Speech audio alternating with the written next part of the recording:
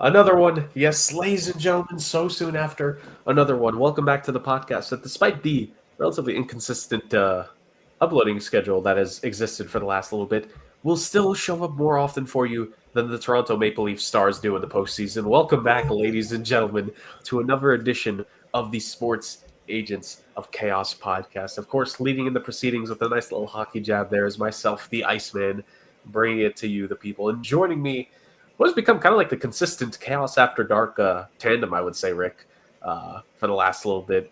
Joining me is the Podfather himself. Rick, how are we doing? What can I say? I enjoy a late night rendezvous. For some chaos, some football, some fun, all the fun things. And incidentally, let's bring my lower third back up again so you can let that. Yes. Let me clear the lower third to see what we got for you. Death taxes and starting quarterback. It adds more to the flavor of the fact that, like you say, one of the things on the show is death taxes and insert third thing here. So we might do a run the entire season of just death taxes and insert third thing here. Ladies and gentlemen, please understand something. If we ever get the support big enough and necessary enough to where we could actually like make merchandise and things like that, the shirts that we would produce. It'd be all inside jokes, but it would actually still be pretty funny. We'd have a good time with them. We really would. Because it'd be like I can actually even argue it's not just inside jokes because everyone knows the whole shtick of death taxes and like you always put something else like just death taxes and insert name of third thing here. Like right. I feel that shirt would be a kicker.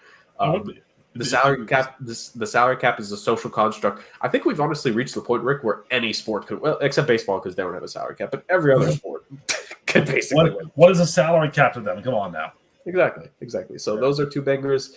Those are mainly like my doings. Like we have what would Justin's themed shirt be? Yours and Justin's. What would those two themed shirts be? I think Justin's themed shirt should just be a swear jar with money going into it the entire time. that would be pretty good. And then I think for me, I think we should just do a podium, podium with different like size, like fire, like emojis, with the top one being really, really angry, The Podfather's Red podium shirt. Yes. I like that. I like the idea of it. See, ladies and gentlemen, we're idea men over here. We just need the groundswell of support to be able to make these ideas any kind of reality. Will we ever get that TBD? But for now, we're just going through life and we're having a grand old time. And speaking of grand old time, you guys could tell by the episode title, we got a little bit of news this week, to say the very least. We got some news from a couple teams. One division in particular has given us a couple of headlines contract-wise over the last couple of days that we're going to dive into. And we're going to talk about what the NFL decided to make like a whole hour plus or hour or 2 hours of programming on the big four letters television airwaves was schedule release. We're going to do a much more simplified version, kind of just give our takes on what the matchups are for some of the key dates that have been shown. No, we're not going to go over all 32 team schedules in this. That will never happen, to say the very least. We're not doing that. And we're not going to go over the eventual intro videos or like the things that the teams do. Though, to be fair, shout out, even though they had to take it down, the Colts. They had a funny one. It was... But yeah. So you know what? Honestly, the funny thing now is that you can only blame them for it being taken down because of the whole Minecraft thing and not getting the proper clearance. Because the Chargers did a Minecraft related one and they got it, and also Tyreek Hill retweeted someone that had like took the video and posted it and said, "Colts, that was funny." Like he had a good laugh about it. So I think for all intents and purposes, I just find it funny that the Colts got in trouble for their thing, but the Chargers made an Anthony Richardson leaving the game halfway joke, and no one said anything. Because to be fair, I think we're all expecting that to happen. Oh, of course we are. Oh yeah.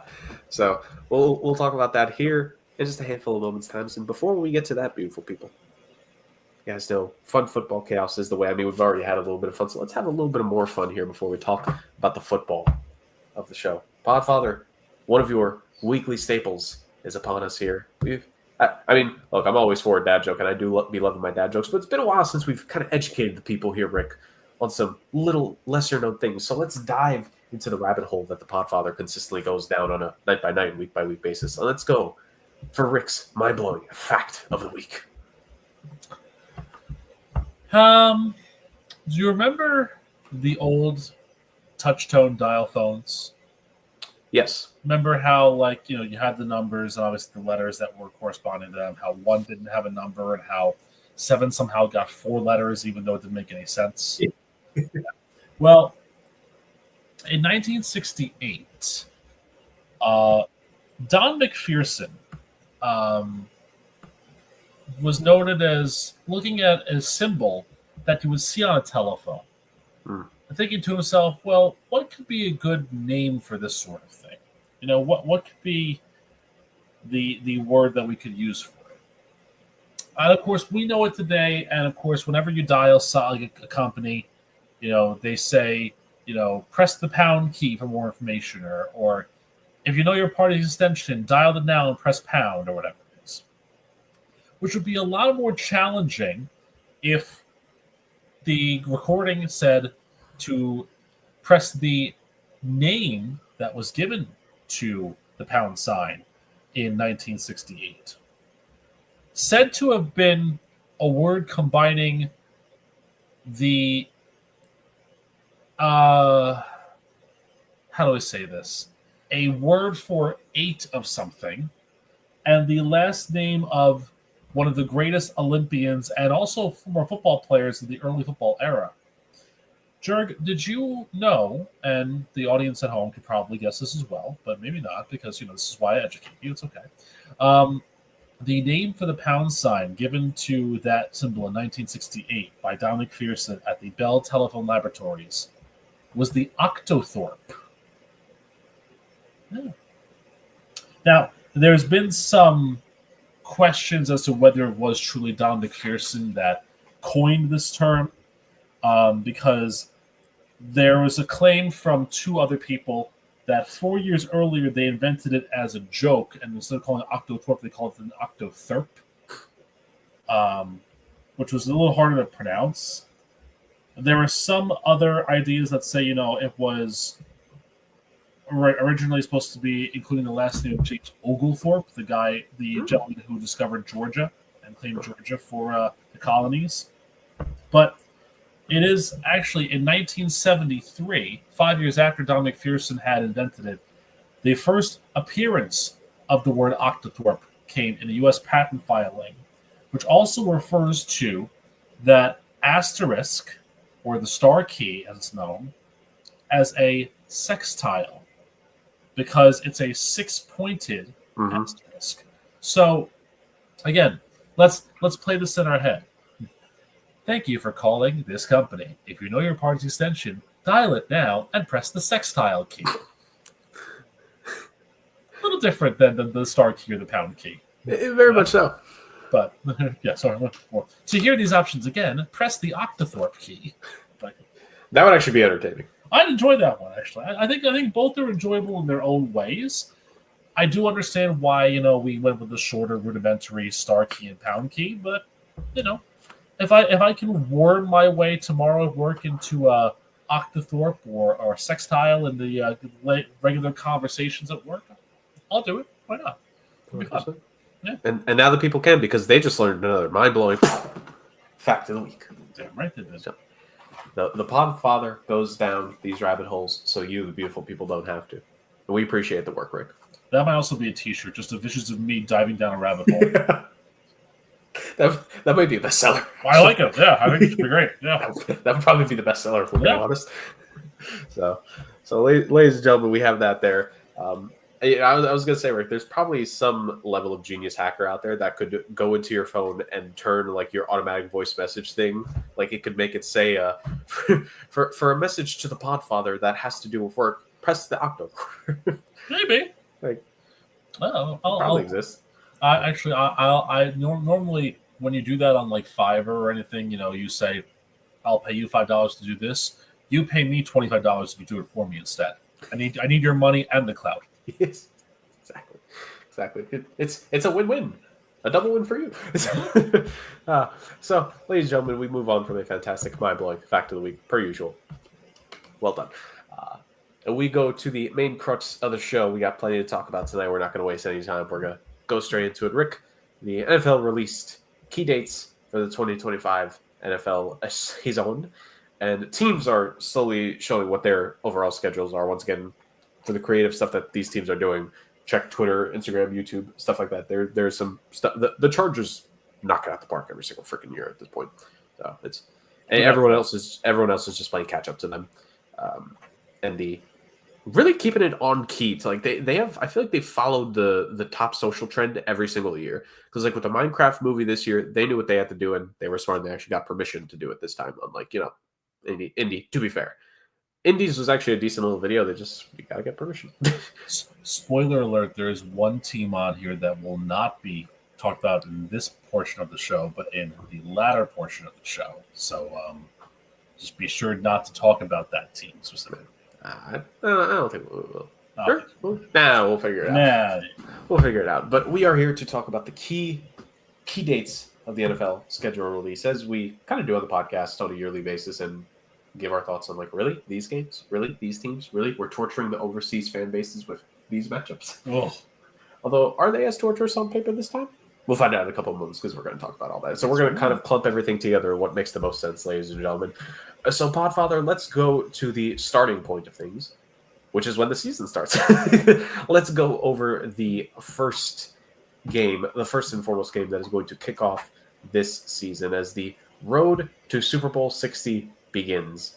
Thursday, September 4th, 2025. Oh, that's not the first game. I thought you were talking about the Hall of Fame game between the Lions and the Chargers. I don't really care for that game. Okay, that's fine. I don't really care for the Hall of Fame game. That's fine. That's fine. Moving on. Quick question: does anybody out there really care too much about the Hall of Fame game? I think people in Canton do, because it's the only thing they have to do in their lives. Just go to the Hall of Fame game every summer. Let me reiterate my question: does anybody outside of the greater Canton area in Ohio care about the Hall of Fame game? No. Like, I'm sure that's like the one time of year that Canton gets like a positive economic impact citywide. So, like, good for them. Hey, listen, Canton, Ohio, home of AJ Trapasso's one great highlight, that fake punt that one time that he ran for a touchdown. Come on.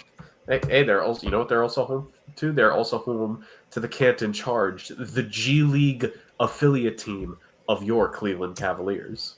And I think William McKinley's tomb is there as well. So, take in the Hall of Fame game, go see a dead president, and maybe catch a Charger game. Who knows? Catch a Charger game and stay for the Canton Charge. Your former Albuquerque and former New Mexico Thunderbirds, by the way. 2006 NBA D-League champion Thunderbird. Okay, we're straight off. I think I have a jersey somewhere for them as well. You're right. But yes, the first game at this point, the big one. At this point, you probably do have a D-League jersey in Europe. I probably do somewhere in the ether. So within that ether comes this ether, and opening the season, to say the very least. The Philadelphia Eagles, who won Super Bowl 59 in New Orleans in February, they're hosting the opening kickoff game, ladies and gentlemen. They welcome in the Dallas Cowboys. It will be Eagles-Cowboys. Matchup of the last two NFC East winners. One team as the second seed in the conference 2 years ago lost to the seventh seed. The other team as the second seed in the conference last season. Well, they won the whole thing. So, there's levels to this. But in all seriousness, we have a division matchup opening things, which I'm trying to think for the first game of the season. I feel like unless it's something really spicy, they don't do division matchups all too often. I could be wrong, but I feel like in recent years, like I think the year after the Buccaneers won, right, Rick? Like they had Bucks Cowboys. Yeah. The year after the Chiefs win, they usually don't put the Chiefs against one of the random AFC West teams. They usually put the Chiefs against maybe one of the other powers in the AFC. Like I think it was Chiefs Ravens last year, if I'm not mistaken, that opened the season, because that was the infamous Isaiah Likely toe game. Yes, it was. So I feel like it's been a little bit, at least to memory, since we got a division game to open the season. Are you 2019. Oh, 2019. That's a little bit. To be fair, pre-COVID. Yes, 2019, in which it was the Green Bay Packers over the Chicago Bears. Was that Bears? Was that because that was the 100-year anniversary? Yes, it was. Okay, so actually, it's actually logical. So since pre-COVID, which feels like a lifetime ago at this point, oh god, we have this. So Rick, we have a division matchup with these two teams. Early stakes, to say the least. To get a high-stakes division game this early means a lot. You have one team in Dallas is hoping to completely right the ship from what was a disastrous campaign this past year. And you have the Philadelphia Eagles, who are now going to, for the first time in a while, putting in their own title defense, except this time probably a more legitimate title defense than what their last attempt was, realistically on paper. You have the two teams, like I mentioned, the last two winners of the NFC East, which is a big thing because, Rick, what have we mentioned? Literally, it has existed still for the lifetime of this podcast. We haven't gotten a repeat winner in the NFC East in a while now. The Eagles get another crack at it here because they had it before a couple seasons ago.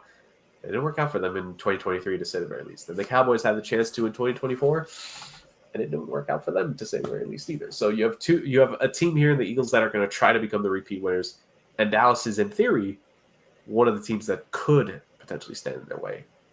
Or maybe they won't. Who knows? What do you make of these two old foes, these two rivals? Could be, even if it ends up being a blowout, could be a gritty game, to say the very least. You could see a lot of physicality in the trenches, especially early on when it's a closer game. What do you make of this being the first game, the opener of the season, and the opening game for the defending champions campaign? I think it really is interesting because there's going to be a lot of new things on both sides of the field there. I mean, obviously the Eagles are probably going to, play up their Super Bowl championship, and that's all well and good. But this is a brand new offense, right? Because Kellen Moore is now the Saints head coach, so it's going to be the first test for Kevin Patullo, the new offensive coordinator for the Eagles. It's going to be the first test for Brian Schottenheimer as the league's worst head coach of all time. Brian Callahan, you're safe, thank God. It's also going to be interesting to see how George Pickens handles things if he's able to play. If he's there in this game as the Cowboys' new number 2 wide receiver behind CD. I think it's interesting in both ways because it also lends more credence to the defensive aspects of it. Obviously, the Eagles last year were the Motor City machine guns of Saquon Barkley and Jalen Hurts were just dominant. So can Barkley continue? And the Cowboys' defense is nothing to sneeze at. They're a very tightly, knit unit. And so I think you can see a lot of fireworks in this game. I think it's a good matchup. It's a matchup that makes sense on paper to put both these teams in there so early on. And you're right, it is high stakes because one of those tiebreakers is interdivisional games. So this is an early leg up for a team. And again, it does lead to questions on both sides. It's one of those things where it's the losing team in this game is going to have to play catch up very early on and be behind the 8 ball a little bit because you are 0-1 in the division and you are 0-1 overall. Yeah, being 0-1 overall, not the worst thing in the world. I mean, look at last year. The Ravens were fine after losing the first game of the year to the Chiefs. But you call a division game where you are 0-1 a little different. A little different for both of you. So it's a lot of pressure on both sides. I think it's a great game, and I hope you all enjoy it because as the husband of a Giants wife, we're not watching this game. I was going to say there's a lot of emotions in the old Podfather, in the Pod household over there, and to not want to watch it. Yeah, and that's also, of course, someone else is going to put the kid to bed, so it'll probably be me. So it's fine. There's that.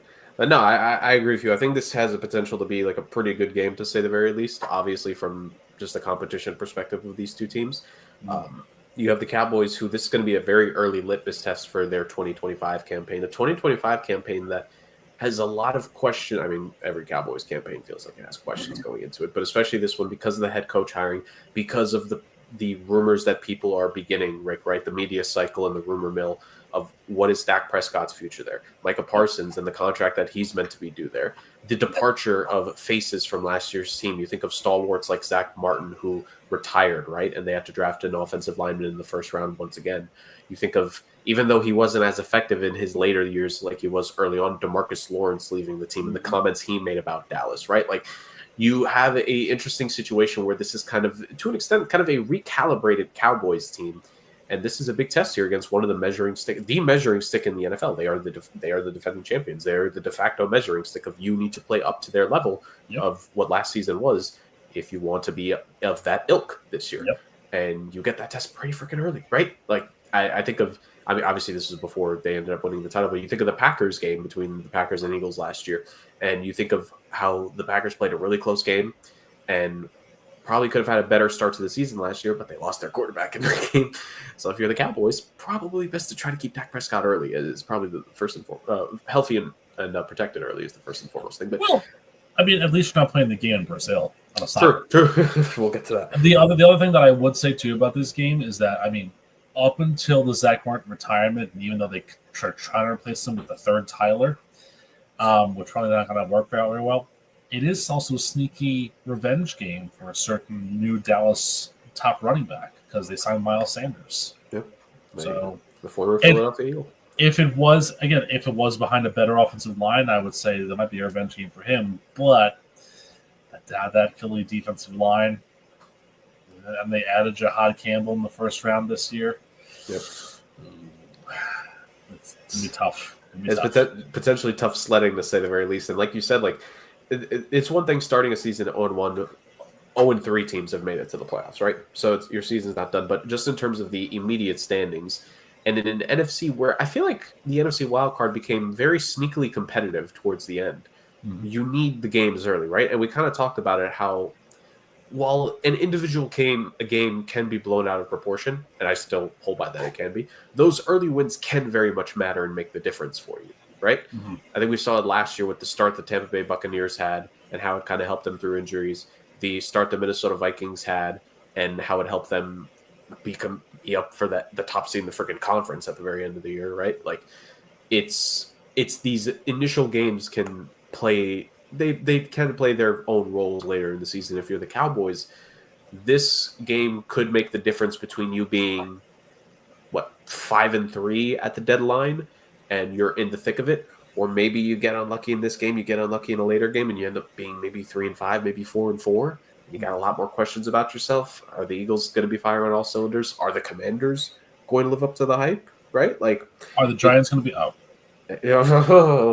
So it's those things of why these early season games have their own level of importance to them. So it's very much a case, if you're Dallas, like this litmus test for you is nothing to sneeze at, and they're definitely going to have to take it seriously. But not just them, the Eagles are probably going to take this seriously as well, because they want to prove themselves to be a top tier team. They want to prove that last year wasn't just the Chiefs being run down and tired at the end of playing probably the most football we've seen from a team in a 3-year stretch in the modern era, you could argue, right? Especially with it being 17 games now. Like the Eagles are out to prove that last year was legit. Saquon is out to continue to add to a Hall of Fame resume. Jalen Hurts is now these guys want to add. They want to be resume builders, right? I think AJ Brown was kind of like they asked him his feelings, like, I forget if it was that same night or maybe a week or two after winning the Super Bowl, and he kind of was just like on to the next one, basically. Like, the mindset is already there for a lot of these guys. Like, business done, now to the next one. It's going to be interesting to see what it's like to face a motivated champion, right? Like, you're not facing a team that's resting on its laurels. Absolutely. I mean, again, if this was the Eagles' first championship, I would say maybe this is a little different, but this is one where there's a standard to bear. I mean, it's 2 titles in a decade, right? Because 2018 was their first one, and then 2024. So, it's with different cores as well. I think that's the more impressive thing. It's not dynastic in a way, because obviously there was so much time between. There were changeovers in that, but at the same time, you want to build yourself. You want to keep yourself as a main target in this conference and in this league. So they're not going to be sleepwalking into it, even though it is that first game of the year and it's Thursday night. The lights are on bright and everything. Nah. Unfortunately, I think Nick Sirianni, as much as I want to punch him in the face, he's definitely going to motivate these guys to get them ready to go. So it'll be fun. It should be a good game for those of you that are going to watch it. It's going to be a good one. No, 100%. And typically speaking, like we poke our fun at Thursday night NFL games, and when we get the full slate of what's the Thursday night lineup, what's the Monday night lineup, what's the Sunday night lineup, when we get that full slate, we'll probably have another episode where we break that down.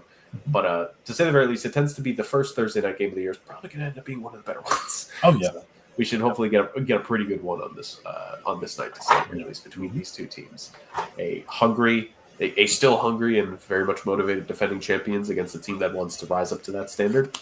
That makes for a pretty good formula. So, got to give props to the NFL for this scheduling A+ right there. Now, is the rest of the schedule from what we see in A+? Well, let's look at it. Rick, what is the hallmark now of all sports leagues, but predominantly the NFL? When it comes to the holiday season, what games are you putting on when the people sit down, they enjoy a nice, good Thanksgiving meal at any point during Thanksgiving Day? Or what about when it comes to Christmas? And I mean, family, at least my family, we still have like a nice little like family dinner when it comes to Christmas. Whenever I'm actually allowed to be there for the holidays, thanks work. But ultimately, the families also enjoy like nice meals on around the holidays as well. So, what did the NFL give us for the holiday slate, Rick? Well, let's talk about that a little bit. Let's start with the day of giving thanks and eating food. First and foremost, the NFL, of course, they have their 3-game slate for Thanksgiving, and of course, the 2 perennial teams are there. The Detroit Lions have been there every year since 1934, and the Dallas Cowboys have hosted. Well, not hosting it just in terms of in being Dallas, but the Dallas Cowboys have played in all but 2 Thanksgiving Day games since 1966. Those 2 teams will be involved. The Detroit Lions will take on the Green Bay Packers, and the Dallas Cowboys are going to be taking on the Kansas City Chiefs in that one. And then the according to this, I'm reading the final game of the triple header. Or is it the final game? No, I imagine this might be the earlier one. Either Which one? The Ravens-Bengals game. That's the night game. That's the night game? Okay, so the final game of that Thanksgiving triple header will be an AFC North matchup between the multi-time AFC North champ now in recent years, the Baltimore Ravens, against the team that has a lot to prove. We'll be talking about them a little bit later on in the show with the Cincinnati Bengals. So, Rick, what do we make of this trifecta of Thanksgiving Day matchups? Are the people going to be enjoying some good football along with the turkey this year, or do they still need to have the Pepto-Bismol instead? Well, it's interesting. I mean, the middle game is a classic AFL matchup because if you remember when the Dallas had the Dallas Texans back in the 60s, they were in the American Football League playing the Kansas City Chiefs before they merged with the NFL. So that constitutes a pretty interesting hallmark there. I don't know if maybe you'll see some of the old guard at that game. Maybe a Roger Staubach's there, for that game. Maybe some of the old Chiefs will be there for that game. Maybe throwback uniforms? Throwback unis, or that could be a fun one. I think that could be very interesting. I think that one's got some potential to be a pretty decent game there.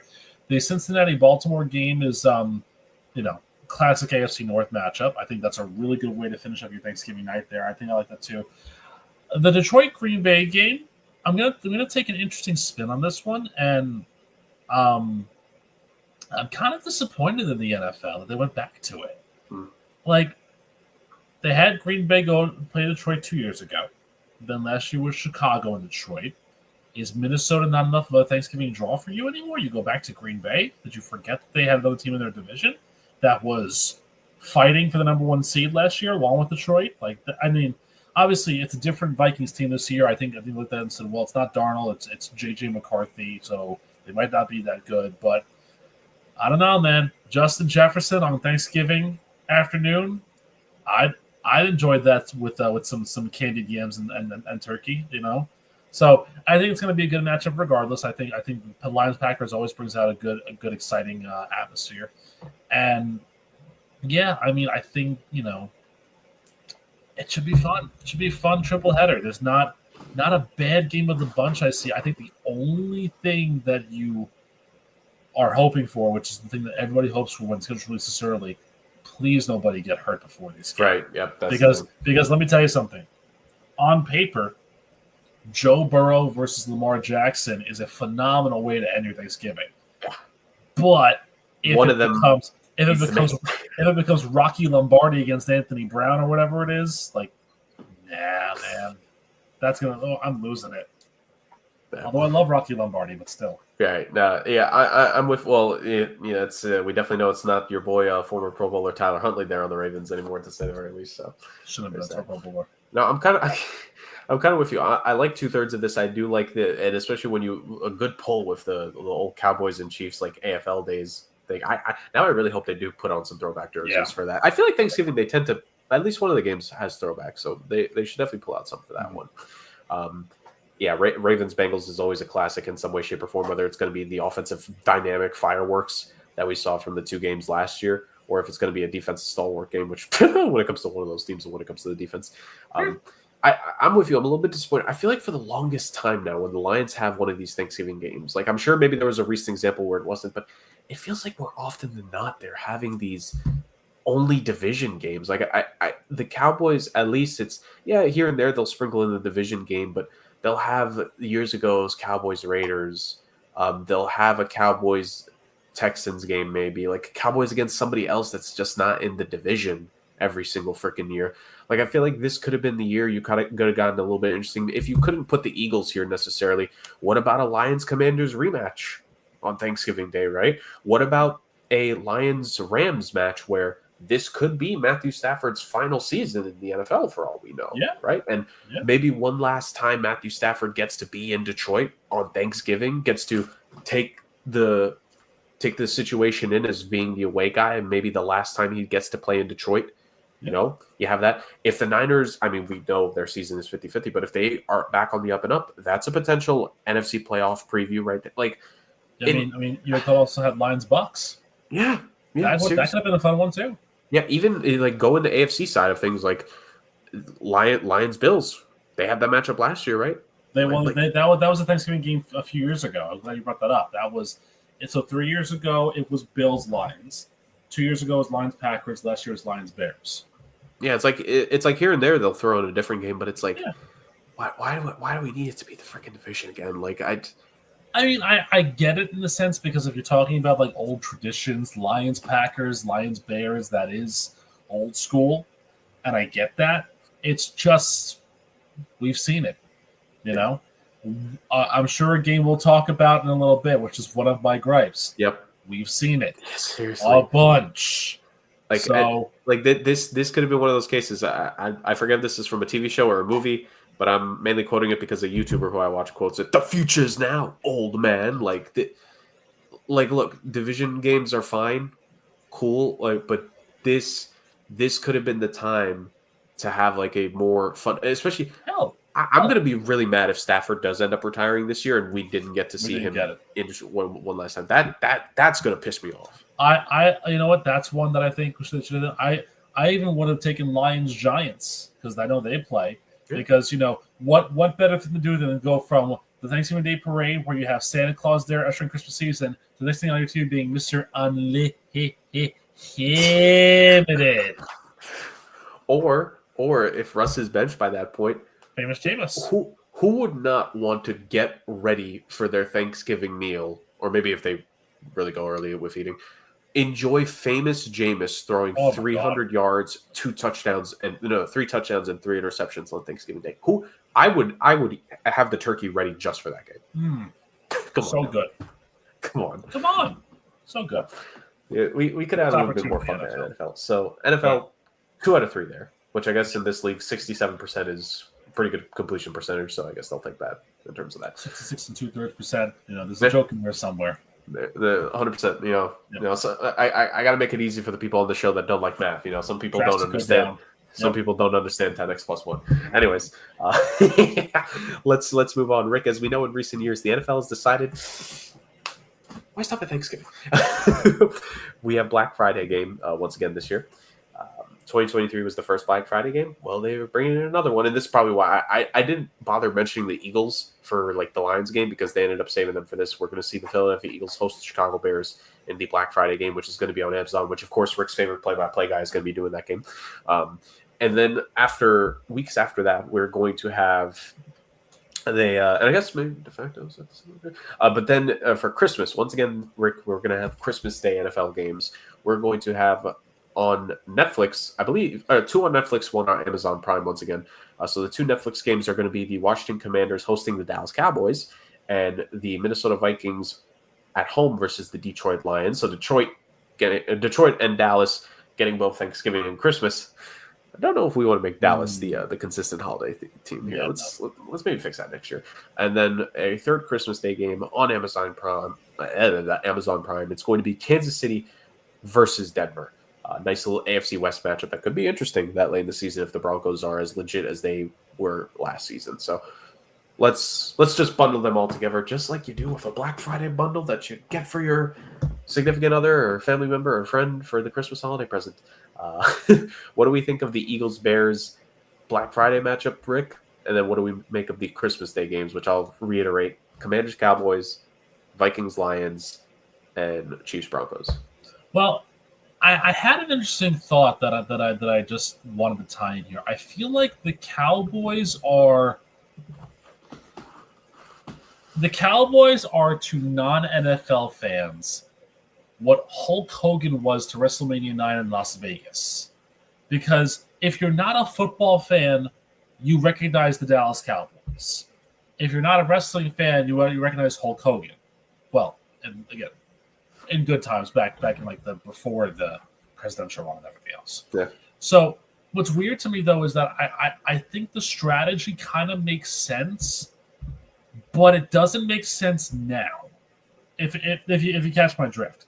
It made sense back when you didn't have all these streaming services and all these social medias, because if you knew nothing about football in the 90s, you knew what the Dallas Cowboys were, you knew what that logo meant. It's like the Yankees. Yeah. If you know nothing about baseball, you know what the logo is. So pulling in Dallas and pulling in Philadelphia and Chicago, recognizable brands on holidays when you're with family who otherwise might not watch football, kind of makes sense in a way. The Black Friday game is a total throwaway. I mean, Look, we're all going to be recovering from our tryptophan hangover with turkey. So put the Bears on, snooze yourself away, whatever. It's fine, done. The Christmas games, when you get to this point in the season, it's all divisional for the most part. So it makes sense that they go that way. It's funny that it falls on a Thursday this year because that Thursday night game, like you said, is the traditional Thursday night game. So they did kind of reveal one part of their Amazon schedule.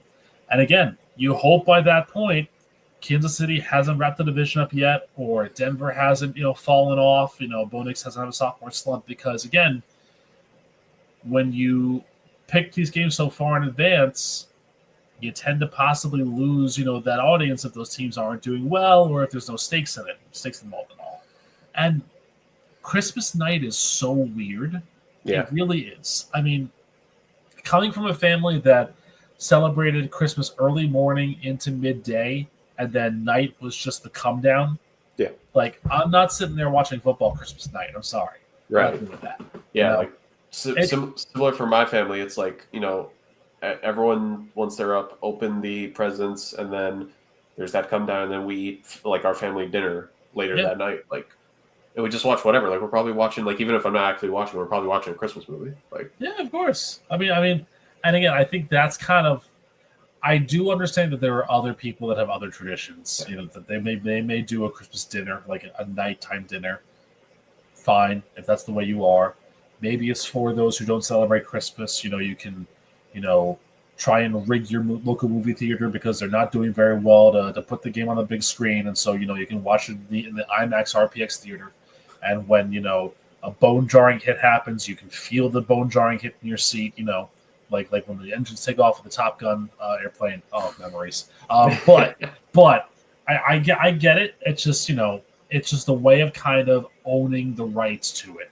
What's really interesting to me though is, and this is not a topic for this podcast, but a kind of a topic we can talk about off air.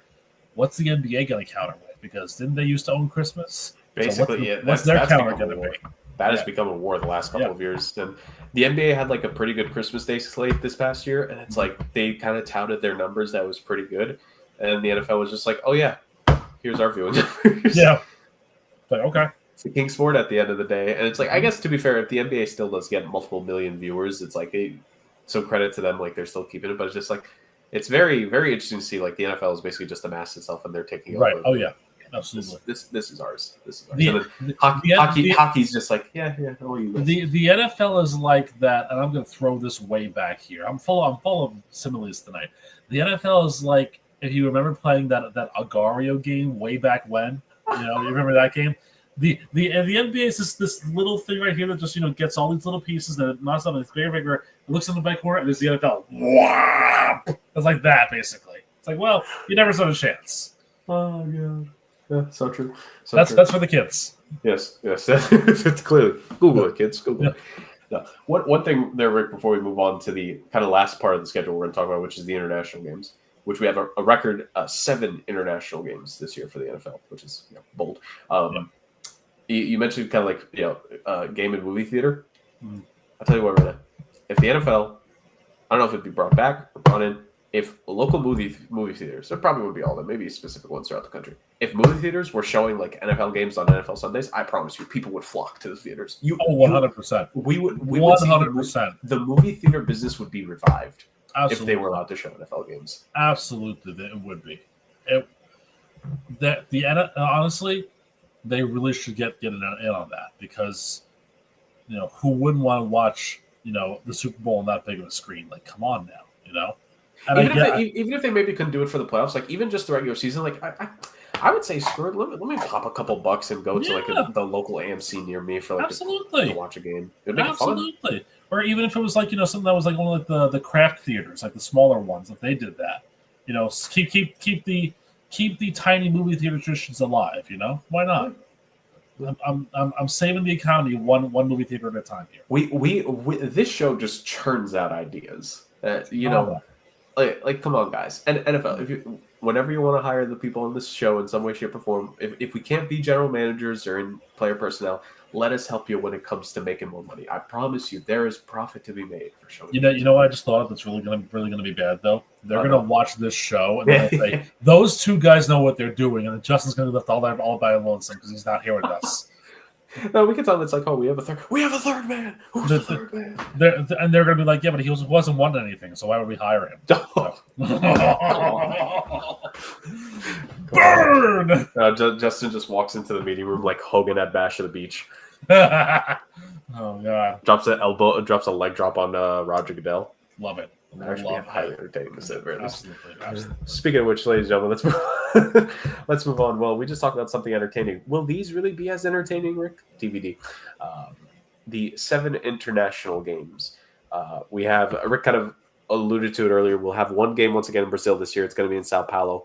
We're going to have the usual 3 games in London, baby. We are returning once again to Berlin as well for a game.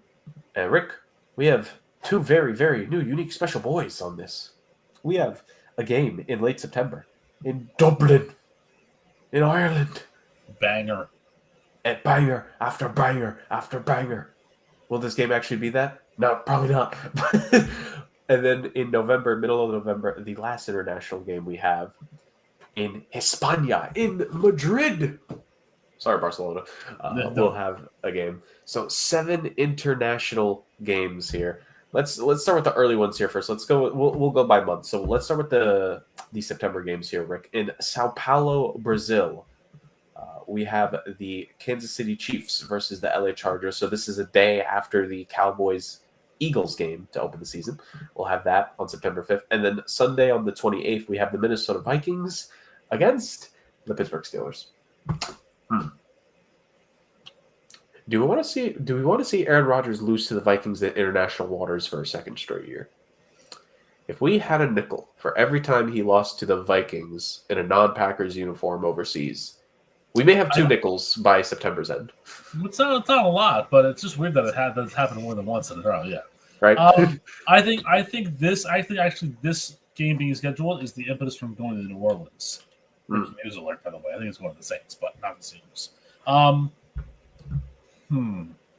So the NFL, I think, has taken a page out of the college football book with this one because Week 0 games in Dublin have done really well. Have done boffo numbers for college football.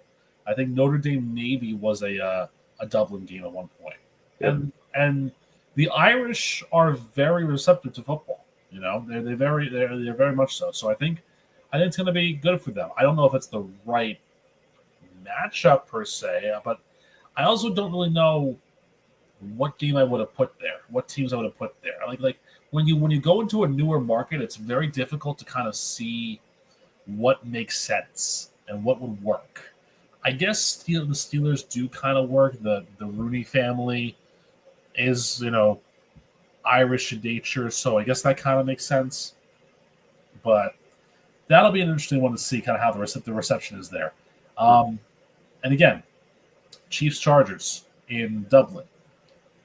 Not in Dublin, in Sao Paulo, in Brazil. Well, all we better hope for is that the ankles and legs of Herbert and Mahomes hold up. Seriously. Although I do kind of feel bad for Brazil because 1 year after getting, again, punchable face Nick Sirianni and punchable face Matt LaFleur, they get Jim Harbaugh. But everyone loves Andy Reid, so it kind of balances out, I guess. To an extent. Yeah. I don't know. Could be and fun. The Dublin game is just like you got an NFC North team and an AFC North team. The NFC North team, we assume it'll be there. Are we technically classifying him as a rookie quarterback this year? Because he never did play last year. Yeah, he's still a rookie quarterback. Yeah, absolutely. So we have rookie JJ McCarthy, who we assume will most likely be starting by them, versus a Pittsburgh Steelers team, which will basically just be a spin a roulette to see who the starting quarterback is going to be. We may or may not be spinning a roulette in some way, shape, or form in this episode, but spin a roulette and we'll figure out who the Steelers starting quarterback is. It's just very I don't know. It's very interesting to say at the very least that's it. Like international, maybe it's the branding thing because. I mean, this has nothing to do with international markets, but like kind of to your point earlier when you were mentioning the Cowboys and what they mean to like the average, maybe way outside the point of view NFL fan, or like even the non-NFL fan. It's like back when there were 8 channels and like when there's Steelers fans, Cowboys fans, Braves fans, Yankees fans, Lakers and Celtics fans, it's not because they're bandwagoners.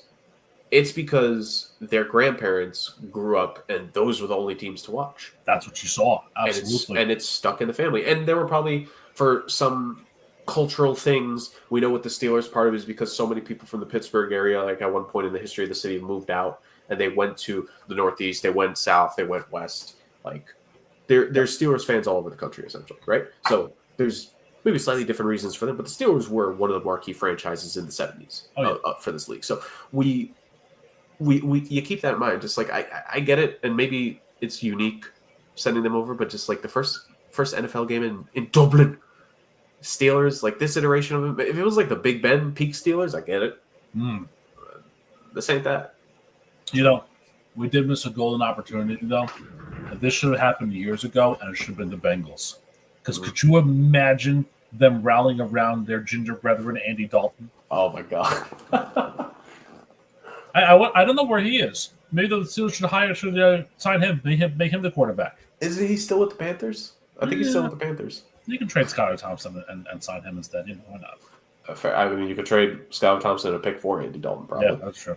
Yeah. If we're being honest, Bryce Young's supposed to be the guy, but regardless. So, like, decent game for the Sao Paulo game. We just hope that the quarterbacks survive. Correct. Dublin is it's a game. Yep. And also it's funny, like the course correction in the NFL.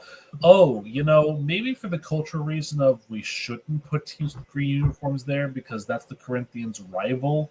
Yeah, and they wear green. So let's put a red team and a blue team together. It makes yellow. So I think we're okay. Does it make yellow? I don't know. Does it make green? Oh, I don't even know. The NFL might have messed this one. No. I think yellow and blue make green. Yellow and blue make green. Yeah, because red and blue make purple. Oh, they're even worse. Oh, boy. And then red and yellow make orange. I think. Primary colors were like 5 years old. I'm 28 years away from that. I'll teach my daughter, Rich. She'll figure it out. We're both a couple decades removed from primary color education. Yeah. Oh, but life was so much more simple. Speaking of simplicity, what the NFL knows, London. 3 games in London, all in the month of October, all back to back to back. So, ladies and gentlemen, see if you can figure out the unique thing from this year's London games compared to previous years. So Sunday, October 5th, the Minnesota Vikings are going to be staying overseas because they will be taking on the Cleveland Browns in the Tottenham Stadium in London. On October 12th, the Denver Broncos and New York Jets will be taking on each other in Tottenham Hotspur Stadium. And then October 19th, you have the LA Rams versus the Jacksonville Jaguars in Wembley. Yes, ladies and gentlemen, for the first time in how many years, the Jaguars are not playing back-to-back games in London. Finally. I thought you were going to say the Jaguars are playing in Wembley. It's a bigger stadium. Like, you give them the Wembley game? Come on now. Yeah, right. Well, I mean, let's be honest. It's not going to be the first time a Khan family-owned thing will underperform in Wembley if they don't exactly sell out, to say the very least. Oh, boy. But to say the very least, those are the 3 games we have. I guess some interesting teams, again, the Broncos, Bo Nix, those boys. The cornerback duo they may have. Justin Fields getting a chance to prove himself on a early international game. You have the Rams again. Again, I'm not saying this because it's confirmed, but this could end up being Matthew Stafford's final season in the league. It's very much a possibility. So this could be his last international game that he gets to take a part of. So it could be very interesting there. And then the Vikings will get to travel from Ireland to England. Such a long journey to play the Browns, then of all teams. Yeah, and if anything, the Browns should be kind of happy and thankful that it's going to be Flacco or one of the other. Maybe it's going to be one of the rookies starting by then. Because if it was Gabriel, because if it was a certain other quarterback on that team, there may be some issues with him traveling international waters to save. So. Yeah, I'd like to introduce a new segment of the show, though, Jurgen, if I may, called Podfather's Mid-Show Rant Break, if I may. All right, give our graphics people the moment to make the ticker, but you can continue. When this international slate came out, I looked at it some more, and I thought to myself, this is so uninspired. Yeah. That Justin's Jets are playing the Denver Broncos. And I thought to myself, God, it feels like we see this matchup every year. How is it? This can't be right. This is the 6th year in a row the Jets and the Broncos are playing each other. Can we get different opponents? What? They're not in division. Stop with the Jets and the Broncos doing the tango and playing each other every year. Look it up, Drew. They played every single year. No, I believe you, but see, here's the thing, because like the NFL, they have a formula down, right? So you face your division. Clearly it ain't working. You face your division. You face the other divisions in the conference on a yearly rotating basis. You face the equivalent seeds from where you finished from various teams around the league as well, right? Like that's kind of how it's supposed to go. Then maybe there's a spare game in there now with the 17th game. I could be wrong, but I feel like for the most part they have. How many different scenarios have there been for this to end up being the case every single freaking year? It's ridiculous, man. It's like, again, every single year since 2019 we've had this going on where it's been Denver and the Jets, and it doesn't make any sense. Like it's almost a joke. It's almost like, hey, we're the tag team champions. We don't defend our goal. It's a joke now. Ha ha. Like, come on. Yeah. Like can they just play different teams? Different teams. What was it? 2020, I think. Then 21, 22, 23, 24. Now 25. They're playing like. Why? It's not even like it's a good matchup. Right. I mean, it might be, but like we've seen it so many times before. And, it's also a case where England's got to feel really, really, slighted here, because you get the Cleveland Browns and the Jacksonville Jaguars. Let me tell you who's not going over to England, and there's a good reason why.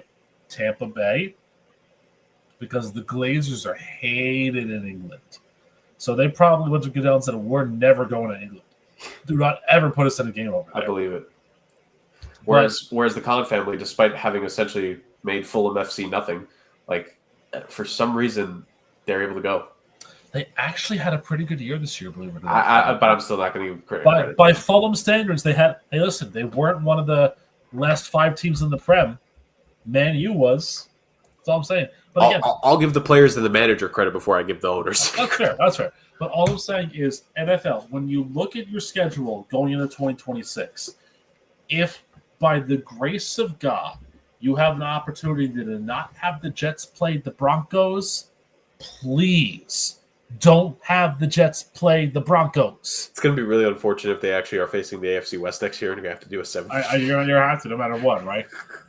And you know what? That game's going to be the first game in Croatia or whatever it is, because God forgive us. Oh, come on. Don't do that to the Balkans. It's the Jets-Broncos traveling circus, man. It's in England now. Next year it'll be in Germany, or the year after it'll be in Italy. Who knows? Oh. They'll play at the freaking Vatican in front of Pope Leo. Who the hell knows? Maybe, Rick. You know where else it could be? Spain. because for the first time, the NFL is going to España. And they're Mm. going to Madrid because, why give Barcelona love? Why? 2 international games in the month of November. November 9th, you have the Falcons versus the Colts in Berlin. And then November 16th, you have the Commanders versus the Dolphins in Madrid. That could actually be a pretty good game on paper for the Commanders and the Dolphins if Tua has survived to that point of the season. Well, And, yes, it's November, but it's in Spain, it's in Europe. It might still be, it'll be a little bit hot. That could be one of the last warm weather-ish games that the Dolphins get for the season. So that's probably the last peak to a performance they were going to get for 2025. Well, I mean, also graphics department, you're down to take that down now, by the way. It could also be Zach Wilson. Yeah. The Zach Wilson revenge game. Or maybe they drafted Quinn Ewers or no? Yes, they did. Maybe Quinn Ewers. Maybe. Because that'll really he'll fly over his burnt orange Aston Martin that he got when he was at the University of Texas for the game. But it's an interesting one. It'll probably be the best performing Aston Martin in the country of Spain. Well, listen. Up until a ball in Pamplona gores it, you never know. I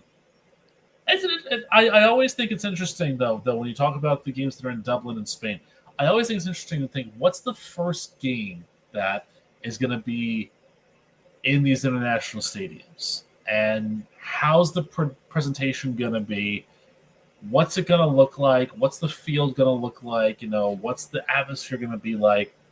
And listen, I mean, credit where credit's due. Even though Berlin got a horrific game last year and a horrific halftime show, who the hell thought Machine Gun Kelly was the right thing to do at halftime of the Giants-Panthers game?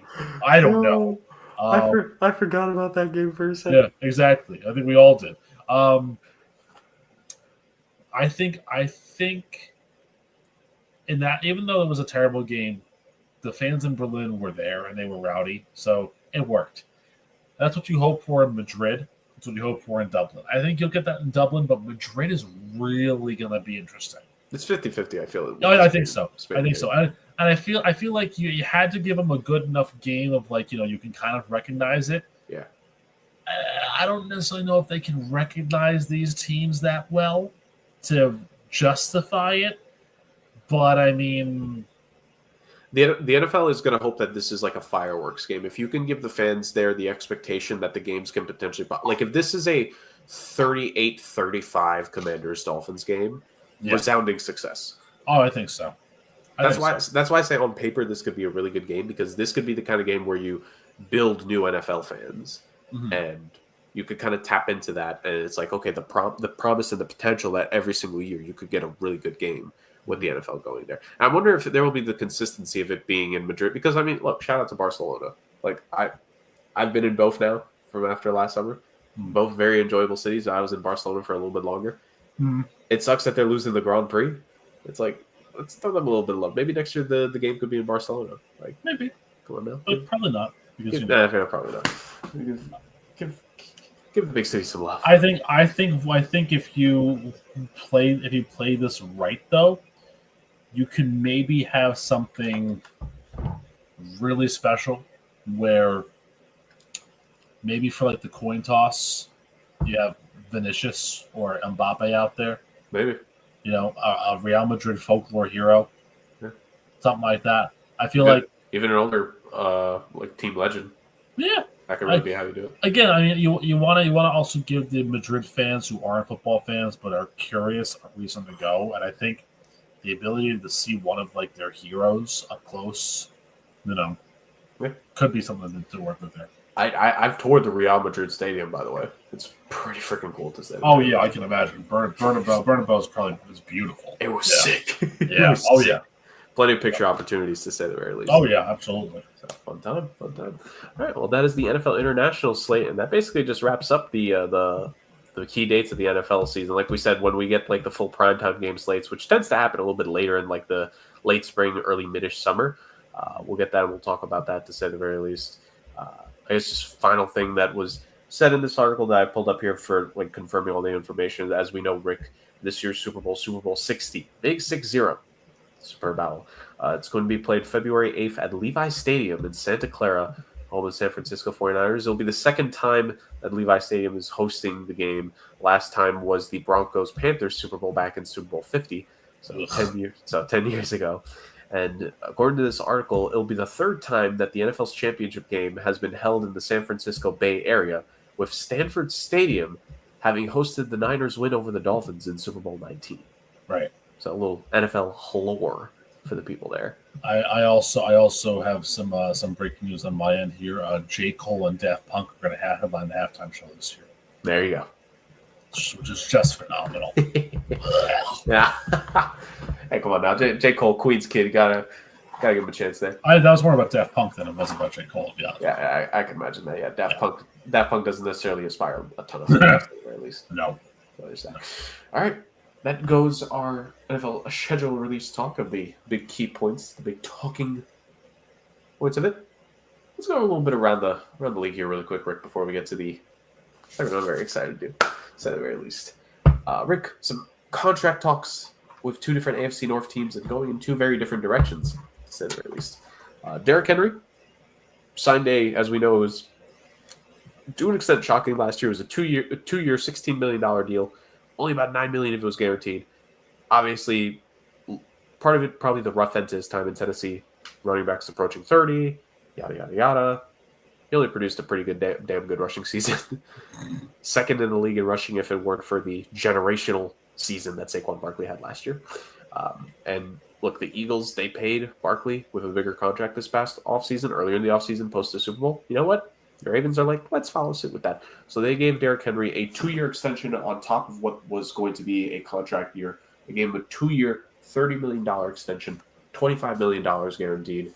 I think he'll be 33 or 34 when the deal ends. I have no issue with it. I think it's just very straightforward. The Eagles did the same thing. If Derrick Henry is going to continue to play at this level, which I'm going to be honest, he's probably going to be one of the miracle exceptions when it comes to this right now, when it comes to the running backs. You sign that man and you get him for what is probably going to be the last 3 really good years of his career, if we're being honest. Maybe one elite, one borderline elite, and then maybe one pretty good, but maybe not as good as the previous 2. If you're assuming there's going to be a drop-off at some point.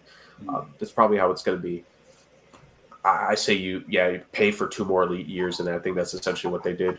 2027 will be whatever 2027 is, but guaranteeing yourself that balance between him and Lamar and what was a potent rushing attack, that's the thing to do. And if they could only just scheme better in the postseason, they might have a better chance. What'd you make of it? I think just simple, tidy business was my way of looking at the extension. Absolutely right call to make. There hasn't been a running back that's been that powerful and that prominent in Baltimore. I would argue, I would go before Ray Rice. I would go to the Jamal Lewis era. I was gonna say probably the last one was Jamal, realistically, because Ray Rice was never really about the power that those two guys were. And even then, it wasn't even the numbers weren't eye popping, and the impact of the team wasn't significant enough. But this was, again, Derrick Henry was 79 yards away from 2,000 in a year when Saquon was almost breaking Dickerson's record for most rushing yards in a season. It speaks volumes to how good he was and shows how good he can be when he's got a full season under his belt. And that was the big question, like you said, the way his time ended in Tennessee was one thing, but also what do you know about Baltimore running backs in the years past? When they get injured, it's a bad injury. Yeah. And Henry managed to dodge that, And yeah, you're right. I think this contract extension is kind of I'm sorry, we didn't scheme for you properly in playoffs. I apologize. Here, have some more money, Yeah. So, but it absolutely made a ton of sense for them to do. It was the right call to make.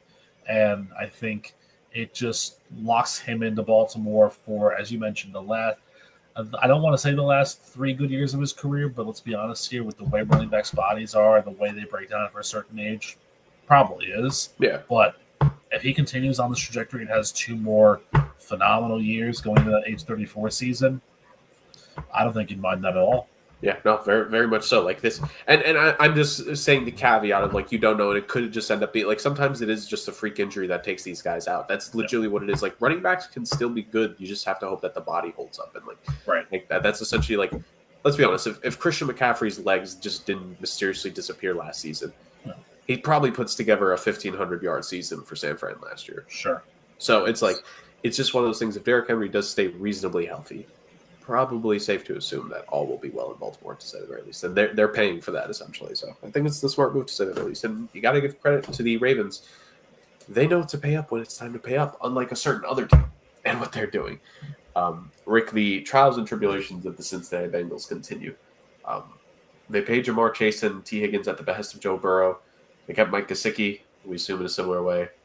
They made a lot of additions on both sides. Well, in the draft, they kind of focused on we joked about it, but they essentially just went either offensive line or defense for the majority of the draft picks. For agency, we know where they spent the money. We knew that the last big thing, and this is one of the guys that Joe Burrow wanted to be taken care of, was Trey Hendrickson. And that has not happened, to say the very least. To this point, that there not only is there no new contract, but Trey Hendrickson, he did go to the teams. Is it the OTAs, or is it just like whatever semi-mandatory training camp, whatever the heck it is at this current point for NFL teams? Trey Hendrickson was there, and he spoke to me, and he was very candid, he was very professional, he was very honest, and it felt like he was very measured here, Rick. Mm-hmm. He essentially the opposite of what 99% of players do when it comes to these situations. Hassan Reddick, Le'Veon Bell, Antonio Brown, the list can go on and on. But Trey Hendrickson was very measured with his approach. He was honest. He gave the full story. He was promised by the Bengals last season that if he continued to perform at a high level, that he would be given a long-term deal to be a Cincinnati Bengal for life, essentially. That was the believed-upon agreement. And he followed that up, Rick, by leading the league in sacks. That feels... You know what that sounds like? That sounds like a guy who played at a pretty good level to earn a real contract extension. And he's kind of been honest that the talks with the team have essentially just kind of died down during the course of the season. And the tipping over point for him was the fact that Zach Taylor feels like he's a bit part actor in a Shakespearean tragedy at this point when it comes to the Trey Hendrickson story in particular, probably his coaching career here soon enough. It just texts him that if he doesn't attend the camp, he's going to be fined. I to an extent, I get why Zach Taylor is the guy that has to deliver that message because, to be fair, still to this point, the Bengals are a poorly staffed organization as a whole. Yeah, like the guy who's the general manager is probably just like a pro scout on most teams, but he's basically like their general manager is like I've heard him is essentially like a de facto GM. He's not really like how we think of other NFL GMs. Like this guy is just basically like, okay, we're just going to agree to make you the guy who makes the decisions here. Like that's essentially what it is for Cincy. Look, we're talking about the team that only just recently got the indoor practice facility a couple years ago. That was a running joke on Pat McAfee's show for years, right? Mm-hmm. That they never had one until recent years, until Joe Burrow got there. This is the team that has always kind of been on a shoestring budget, from professional scouting to NFL like prospect scouting, coaching staff, everything, because of ownership. And it looks like the one linchpin of the defense, the guy that made this defense respectable last year, to an extent, the guy who makes everyone's life easier because he's so good. Trey Hendrickson is very much now up in the air. Like, he was there. I imagine maybe later when we get to the preseason, he probably is going to show up, but his long-term future when it comes to the Cincinnati Bengals is very much highly in question. And if you're the Cincinnati Bengals, in the offseason, we kind of you rebuild some of the good stuff with Joe Burrow and his comments with bringing back some of the guys, and this is the last one to handle. You're not only are you not handling it so far, you're losing the PR battle because everything Hendrickson has said, everyone is siding with him. Well, I mean, there's going to be people that side with the billionaire, smart, but I mean, everything points towards him being not only in the right, but him winning the PR war right now.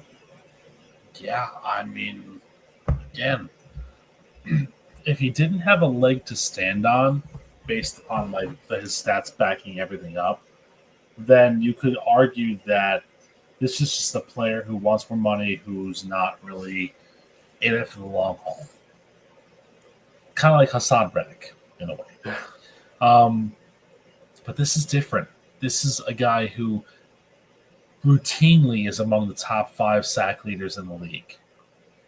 And it's also a guy who I feel like has to stand up for himself, and he's doing the right things for himself, because the Bengals made it clear in the offseason what they wanted to do. They wanted to shore up their offense at the expense of their defense. That's what they're doing. Jamar Chase is on a big deal. Yep. T. Higgins is on a big deal. You know? And it's funny in a way, because Tom Brady would restructure his contract so that they could sign guys or re-sign guys that he knew would help them get to the promised land. I don't know if Burrow did that. I don't know if he did. If he did, good on him, but I don't know if he did. Because if he did, he clearly did it for his offense, not for the defense. But this is also a Bengals team that, correct me if I'm wrong here, they have a brand new DC, right? They fired Lou Anarumo. Yep. So they want to revamp the whole entire defense, basically. And so their game plan is you fire the guy who had an inspired defense for years, didn't really have a good last couple of years, but still, great defensive mind. Bring in a new guy, and your main guy in the front, Trey Hendrickson, it's like, oh, well, we don't really have money for you, so you're going to play out this deal, even though you're going to watch Jamar and T get, oodles and noodles of money. And it's like, well, where's that for me? It's like, defense. So it's interesting. And I think this is kind of where now a lot of the talk is going to be about what teams can trade for him. Yep. And that's where, if you read, like, 2 hours after the story came out about Hendrickson talking to me and saying, all the dispute and all that, 2 hours later, the listicles came out. 5 places they can trade Hendrickson to. Yep. 5 teams that can do a Trey Hendrickson. It's just like, it's going to get ugly. And Hendrickson is at a difficult crossroad here, because obviously he deserves more money.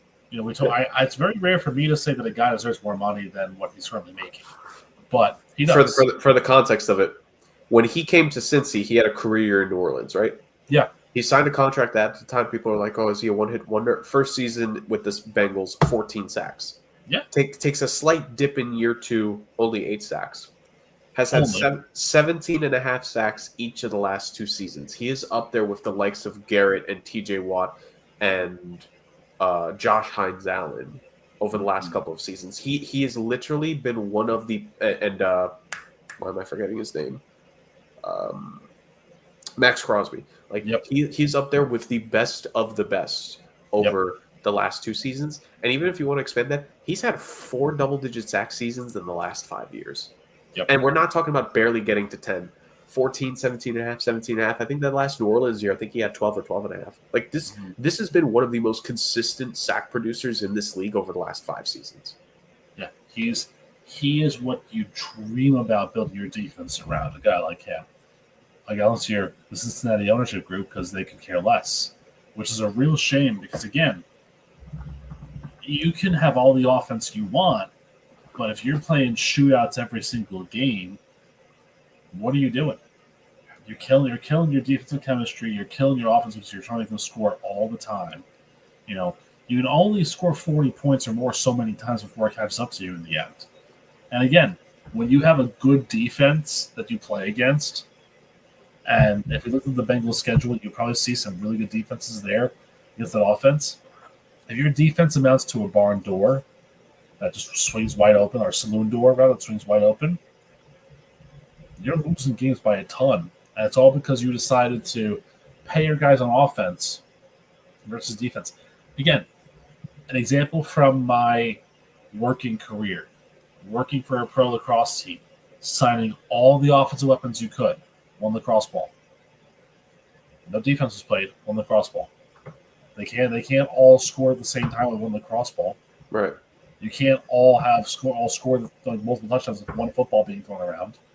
And real quick here, Rick, like if you just look at their schedule on top of it for Cincy, They faced the Vikings, who were pretty solid defense last year. They faced the Broncos, who got Pat Surtain, a running mate in the secondary.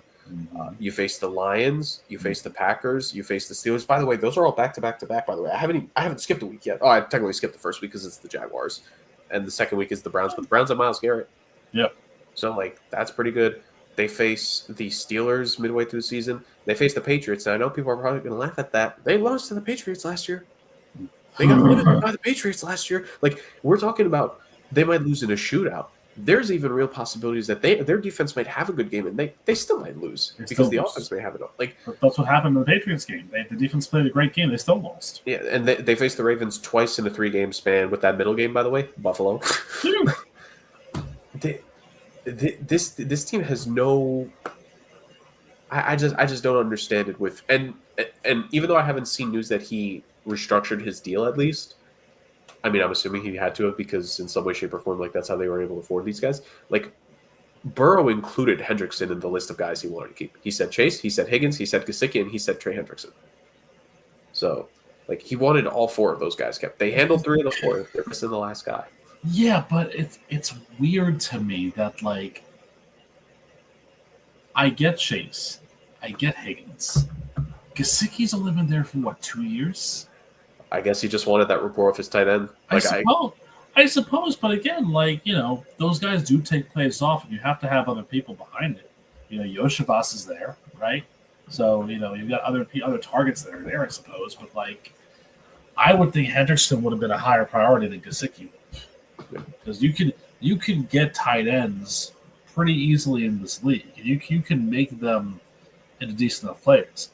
Getting a once-in-a-generation talent at defensive tackle or defensive end doesn't happen all the time, Yeah. And I mean, I will say when it comes to the deals, it's almost interesting to see because Chase's deal is not so much the case, but because I have Higgins and Gesicki's deals up here, the 2 of them are on deals that are very cuttable early into the contract. Majority of Higgins' guarantees are actually in the first 2 years of the contract. His dead cap hit starting in 2027 is actually only $7.5 million compared to a $30 million cap hit. So they would actually save $23 million 2 seasons into the deal at some point. Gesicki, the first year is close from cap hit to dead cap, but then in 2026 it's a $4.3 million dead cap to a under $8 million cap hit, and then it's even more savings in 2027. So realistically, 2 out of these 3 guys aren't going to probably not be there by 2027, unless Higgins continues to ball out and he gets a new deal. Then Gesicki probably will. But it's just very interesting. You're signing these guys. Chase is obviously going to be the exception. I'm not going to bother looking at his contract. We know he's there, locked in and loaded. But for the other 2 guys, it's you sign them to deals where they're going to get their money in the first 2 years, and the deal's the deal. Now with the Hendrickson situation, just I know I'm kind of at a loss for words of why are you just not paying this man? He is the linchpin of the defense. If he goes, I don't think we're overstating this. I think this defense, which we're already expecting to be kind of is going to be bottom 4th of the league. Yeah, without him. Yeah, it just doesn't make a whole lot of sense. Again, I feel like the idea, and I get it.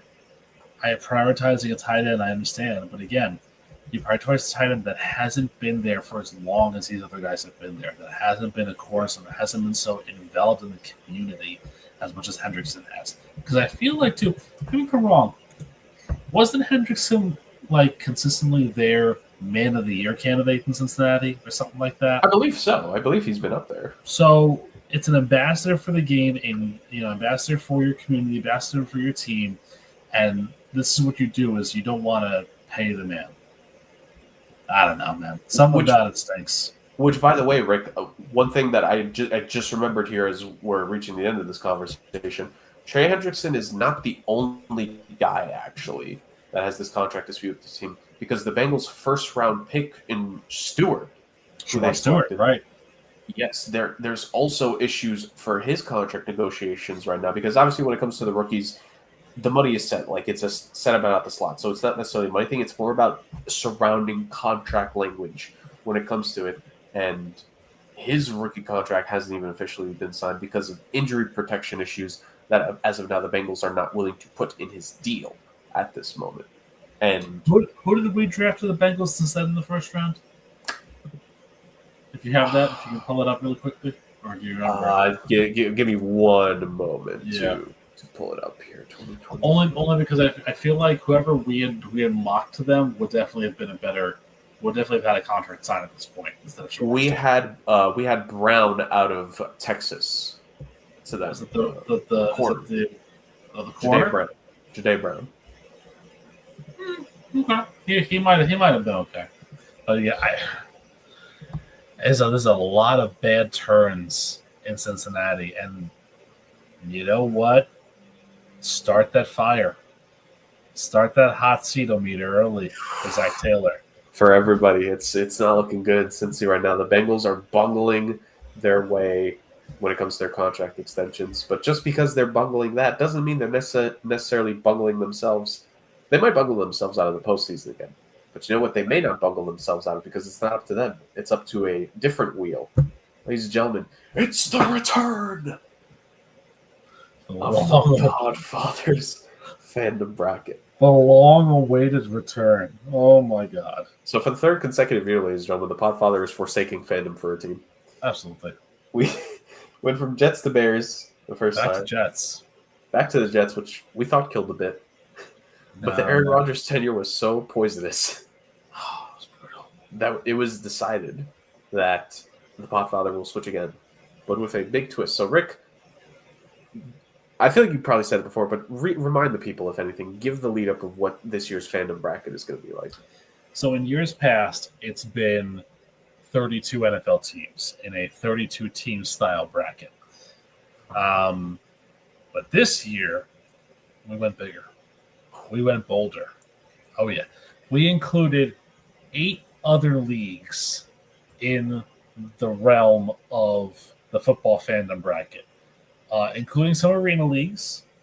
And also included in here are the CFL, the European League of Football, and the Mexican Football League as well. So it was 64 initially, and then I thought to myself, well, no, let's do 68. Let's have some play-in rounds here. Let's have some fun with this one. So, yeah, this is painstakingly. We've reached the point where the bracket is finally locked in place, except for me doing things the proper way. So NCAA basketball, take notes here because I have play-in rounds where each play-in game is for the 16th seed in a respective region. So, yeah, and there's gonna be some teams on here that you're gonna want to look at as like, wait, that's a real team, because some of these names are quite fun indeed. So, shall we? Yes, let's do it. All right, let's do it. So I'm going to take over at this point now and share my screen so that you can see where we are. So this is the play-in round bracket right here. If you can see it right there, there you are. Of course, perfect, beautiful. We have the Green Bay Blizzard of the Indoor Football League, the Eau Claire Axemen of the Arena League, the Arizona Bandits of AF1, the Jefes de Ciudad Juarez of the Mexican Football League. I think Jerk's favorite, the Helvetic Mercenaries of the European I hope they go on a run. But by the way, the European League names are phenomenal. Yes. And we'll get to a bunch of them. The British Columbia Lions of the CFL, the Columbus Lions of the National Arena League, and the Arlington Renegades of the UFL/XFL conglomerate. And of course, the only way that we could possibly do any of this is with the wheel of names. I'm so happy to be able to show you all as well. A secondary new challenger to the Wheel of Chaos, ladies. Yeah, it's something or another. So it's just a beautiful thing. There we are. Hello, Wheel of Names. So this is strictly for the play-in round. So what's going to happen is we'll spin the wheel 4 times. Yep. Or if you're a TNA fan, Fortune 4 with this one. Each time we'll have a winner, and a corresponding loser will get knocked out in the play-in round. Now, just as you're aware, Jerg, the Green Bay Blizzard, which are down here, they're the number 1 seed in this one. So if they win, they automatically get that like 61st slot. So it's going to take a little long for me to kind of figure things out here. So without further ado, let's have our first wheel spin. And the first team making it out of the play-in round is, well, the Blizzard are out, I believe. Yes. An upset. It is the Eau Claire Axemen that move on, which means that here, all we have to do is do 1 and 0. And so the Eau Claire Axemen move on. They are going to be in the 64th slot. So I'm going to have to work on that in just a little bit here. By the way, brackethq.com, the bracketology, look here. I think this is a pretty streamlined, pretty nice bracket, I would say. It's a very good bracket. It's a very clean bracket. I think so. Very clean, yes.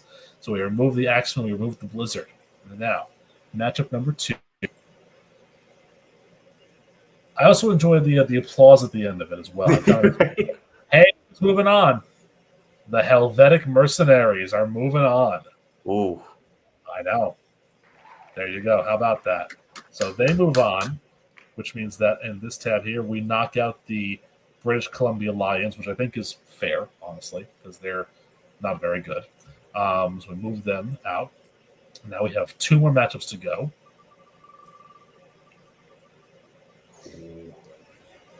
And the Arlington Renegades survive. Oh. That's a fun one. Which means they knock out the Columbus Lions. Which means that our last matchup is the Arizona Bandits and the Jefes de Ciudad Juarez. Jefes, by the way, Spanish for king. Lack of success for teams called the Lions in this in the play-in here. Exactly. And just right barely. at the end. Right at the end, it is the Jefes de Ciudad Juarez. The Kings of Juarez City? The Kings of Ciudad Juarez, yes. So there you go. That's what we have so far. And while I take care of that, I'm going to stop the share for a moment so that I can get back in here. I'm going to roll back with this, but we can also talk about the fact that, it's, you know what it is too? It's just, it has to be this way because the Jets spurned me, man. They really irritated me and spurned me to no end. So yeah, it was just time for something new. So that's why we have this. And again, one of the things that I think we're going to enjoy about this part of it too is that we're going to have teams that are just totally, entirely brand new on the scheme of everything. So when we get into the new brackets, the new forms of it, you're going to see some teams here, some names here that are interesting, if you will, I guess. So, and ladies and gentlemen, don't worry. He will find a way to support these teams, to say the very least. I will. There will be merchandise of his new team that he acquires. Absolutely. So now let's move on to our first region and our first new, our first chance for you to see a brand new region. This is the Rick Edwards region, if you will. Rick Edwards, by the way, so all of these regions are going to be named after game show hosts from overseas. Rick Edwards is the host of the Impossible quiz show in the United Kingdom. So it should be a fun one there. But you see your teams there. And, of course, as I mentioned, you see the LA Chargers. Somehow they got the number 1 overall seed in this region. I don't really know how that happened, but they did. So you see your matchups here. Some other fun names. You have the Omaha Beef are in this one. And you can see your EFL teams, by the way. Your ELF teams, I should say. Berlin Thunder, the Nordic Storm, the Vienna Vikings are in here as well. So I think you're going to have some fun with this one. I hope for a nice little run out of at least 1 or 2 of them. Let's see what we got here. So our first matchup. And what we're going to do, I think we agree on this. We're going to go down to the final 8. I think is probably the way we're going to do that. Yeah, I would say so. So Jacksonville moves on. And who does Jacksonville knock out? Well, I got a bad feeling. I feel like it was one of the EFL teams. Unfortunately, it is one of the EFL teams. It's not one of the ones that was a bad name, I'd say. But the Nordic Storm are now no longer involved. Oh, that hurts. I know. It hurts me. It hurts me too. Unfortunately. So we're gonna get to here. Is we're going to get to this side, and then we're going to pause on this region, obviously, because I feel like it's better to have Justin come in on this region and all this and be like, wait, what are these teams? I have no idea what's going on here. So Now we're going to move on to our next spin. And our next spin, we have the Vienna Vikings. And this, I think, this is a little upset here. Actually, I think you'll enjoy this one because the Vienna Vikings have knocked out the. Are you ready for it? New Orleans Saints. Oh, yes. So you avoid potentially cheering Rick for either Aaron Rodgers again or Tyler Shuck. Exactly, which I'm happy about that. I think that's a good one, and that's one of my favorites going into it actually too. Is the Vienna Vikings? I think I like that. Our next wheel spin sees the. Ooh, this is a pretty high upset here. The DC Defenders of the UFL knock out the Green Bay Packers. So look at that 14-11 matchup there. Oh, you'll love to see it. That is what you truly love to see. Love to see. We're 7 wheel spins in, and I feel like we've already had more upsets than what the real life NCAA tournament had this year. Absolutely. That's what makes this so great, honestly. Now, I'm really curious about the Eau Claire Axemen. I'm kind of thinking maybe they can continue a run here. I hope so. If a team wins, I'm not going to move them on just we're yet. Just gonna respin it. Yeah, we're just going to respin it. Although, I do love the fireworks and the applause. It's great. I love the spin during the fireworks going. Oh, yeah, absolutely. So this is the other Vikings, the Minnesota Vikings, that, again, they'll move on. And they will knock out not an ELF team. However, they will knock out the only CFL team in this region. The Edmonton Elks are gone. Oh, poor Edmonton. Yeah. But, if the Oilers win the Stanley Cup, I think they'll be okay. But yeah, that's true. That's true. But we'll see. We'll see what happens there. And next. By the way, for the people demanding a return of a nice little hockey episode for us, don't worry. We'll try to plan something here soon enough. We'll get there. We will get there. The Philadelphia Eagles, they win, and they will take out a Mexican Football League team, the Caudillos de Chihuahua, which is I don't even know what those are, but that's that's fine. Listen. Here's what I will say. This is totally Wheel of Chaos, so you know what that means, Zerg. Not a bandwagoner. Just putting it out there. Very true. For everyone there. So again, we have 3 matchups still left to go in the first round here with these teams. So hopefully we get some results here. Yep. And let's see what we've got. Oh, wait. I think I lost my screen there briefly. Hold on. There we go. All right. Oh, we're back. Let's see. The wheel may have disappeared for the people. Oh. Let's see if we have a winner instead. Oh, we did have a winner regardless, but let's get that. Let's get this back up and running here. Hold on one second. So the hidden wheel spin. The hidden wheel spin that didn't do anything. Absolutely. Yes. The Philadelphia Eagles move on. So this is really the fun part. It's the fact that no team is safe. This is single elimination, ladies and gentlemen. No team. And we have a situation where NFL teams can very much be eliminated. Oh yeah, and that's the beauty of it too. Is that that's exactly what you want. Like in this matchup here, you have, will it stay? Nope, unfortunately, just missed. We're talking about they hit a shot with 7 seconds left. Yep. Immediate miss and go to the free throw line to make it a 4-point game. So sad that the Axemen are gone. That would have been a lot of fun to watch them kind of see what they could do here, but not the case. Interestingly, in the 8-9 matchup, you have the Cleveland Browns, which means that they are knocking off, unfortunately, sad to say, the Omaha Beef are gone. Goodbye, Omaha. Goodbye, Omaha. And then the only matchup that's still left to be decided here is the Indianapolis Colts and the Berlin Thunder. Ooh. I know. So hopefully we get a decent enough result here. And then what I'm going to do... See, if the Colts make a little bit of a run here, Rick, you'll be joining a fandom that includes a mock draft legend of mine, an NFL scouting legend friend of mine, the great Stuart Brooking of the Morning Brew is Stu. He's a good man. That is true. That is very, very true if we have that happening. So what I'm going to do on this third wheel spin is if I don't get anybody close, never mind. Look who survives. Oh. The Berlin Thunder survive. Wow. Which means, like the Hampton Pirates all those years ago, the 15 seed has knocked out the 2 seed. So look at that, ladies and gentlemen. This region is quite glorious, I must say. So now we get into the round of 32 with this region. And let's see what we got. You have 5 NFL teams and 3 non-NFL teams. The odds skew in their favor. But that's what's moving on. Destiny here as the Vienna Vikings clinch the first spot in our Sweet 16. Look at that 11 seed in Sweet 16. It's beautiful. Isn't it just? It's just glorious. Poor the defenders having to get eliminated. But I know. That's the one part of it that I'm not really a fan of. But again, somebody has to leave. Somebody has to get knocked out here. And also moving on will be the the Jacksonville Jaguars. Hey, the Khan family team is. You could become a Trevor Lawrence defender here soon. Knocking out the other Vikings, by the way. So there you go. Yeah, I wouldn't mind it per se. I mean, I'll take Trevor Lawrence. Just keep me away from everybody else. There are, of course, the Super Bowl champion Philadelphia Eagles. So, unfortunately, Jurg, that means that we say goodbye to the Berlin Thunder. Good night, sweet prince. No. The 15th seed gets knocked out, unfortunately. And that means we're missing the Chargers or the Browns. And I'll be honest with you, I don't really care about this matchup either way. I really don't. But let's have the 1 seed get knocked out. What do you say? Wow.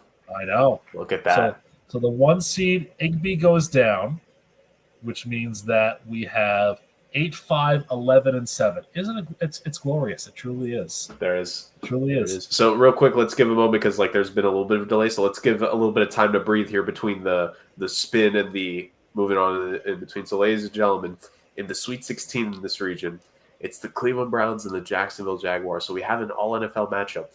This region has been dominated by the NFL teams. There is one outsider remaining who could move on to the Elite Eight, and that is your Vienna Vikings as they take on the defending Super Bowl champion Eagles. I'm telling you, let's go Vikings of Vienna, not of Minnesota. Though. Oh, come on. Let's go Vienna, please. Here we go. I feel like for the sanctity of the Podfather's marriage, I feel like the Vikings should just get the automatic move on. Ooh, the Jags. So the Jags are going to be our first team in the final 8 of this tournament and the first finals in this region. You are a step to being a Trevor Lawrence fan. I know. Again, look, that's why we leave it to the wheel of chaos, right? Because we need to. Let's give it a moment here for the transition to happen. So let's get rid of the Eagles, or the Jags, I should say. Yes, the Jaguars. Well, yeah, you're right. Because we need 1 spin. That's fine. Because we'll continue this in a future episode with Justin. Absolutely. This is the big one. This is the big one right here. Come on, Vienna.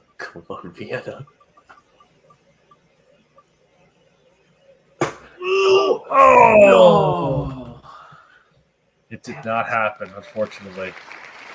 It did not happen. So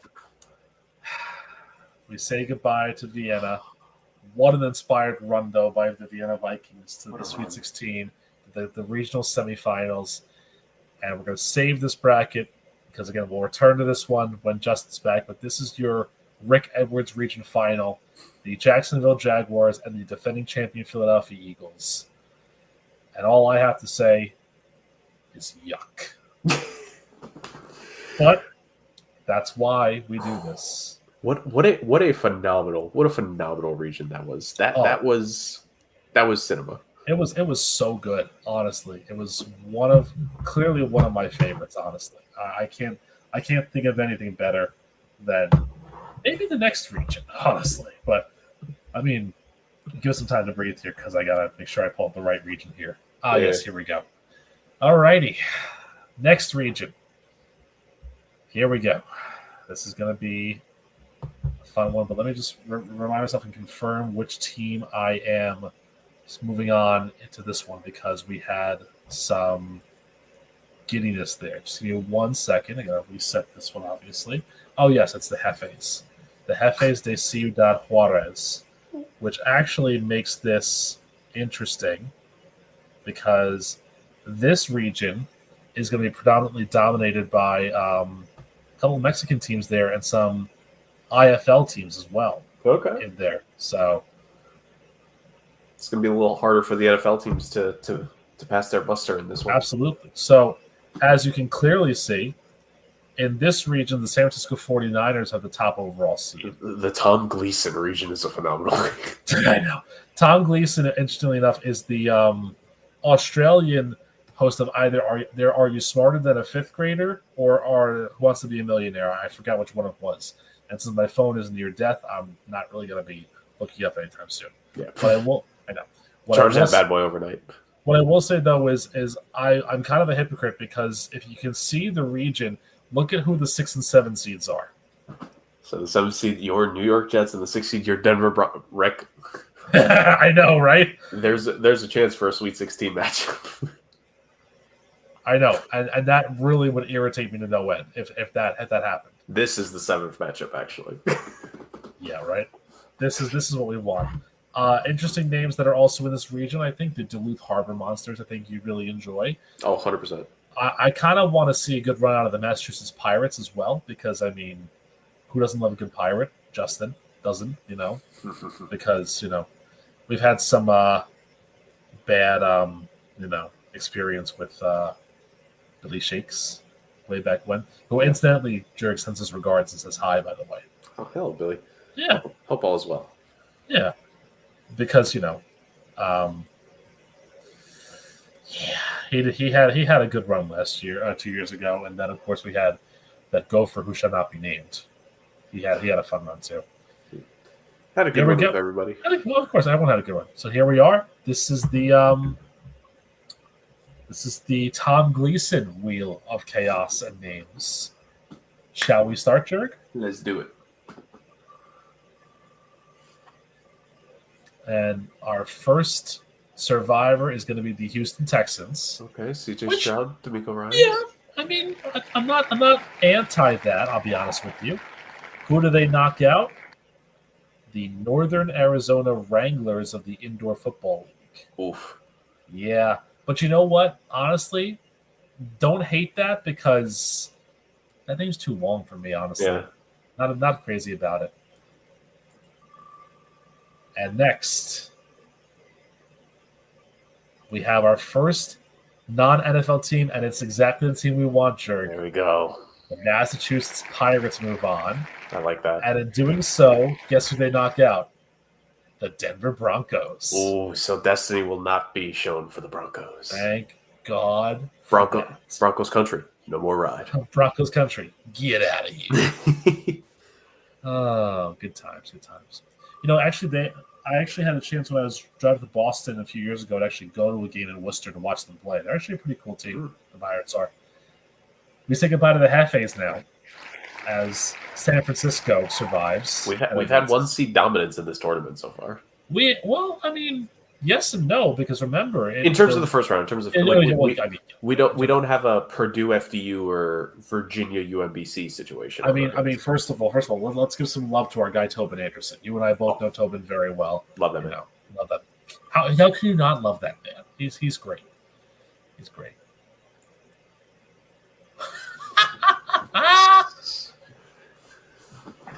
And guess what this means, Jurg? Oh, this means the New York Jets. The Jets are gone. Wow. So not only do we not have the Broncos, well, Justin's happy. Exactly. Justin did not want me back, which is fine. That's okay. Interestingly enough, so the Niners are safe, so are the Texans. But look at the other teams that are in danger here: the Falcons, Bengals, Bills, and Dolphins in danger.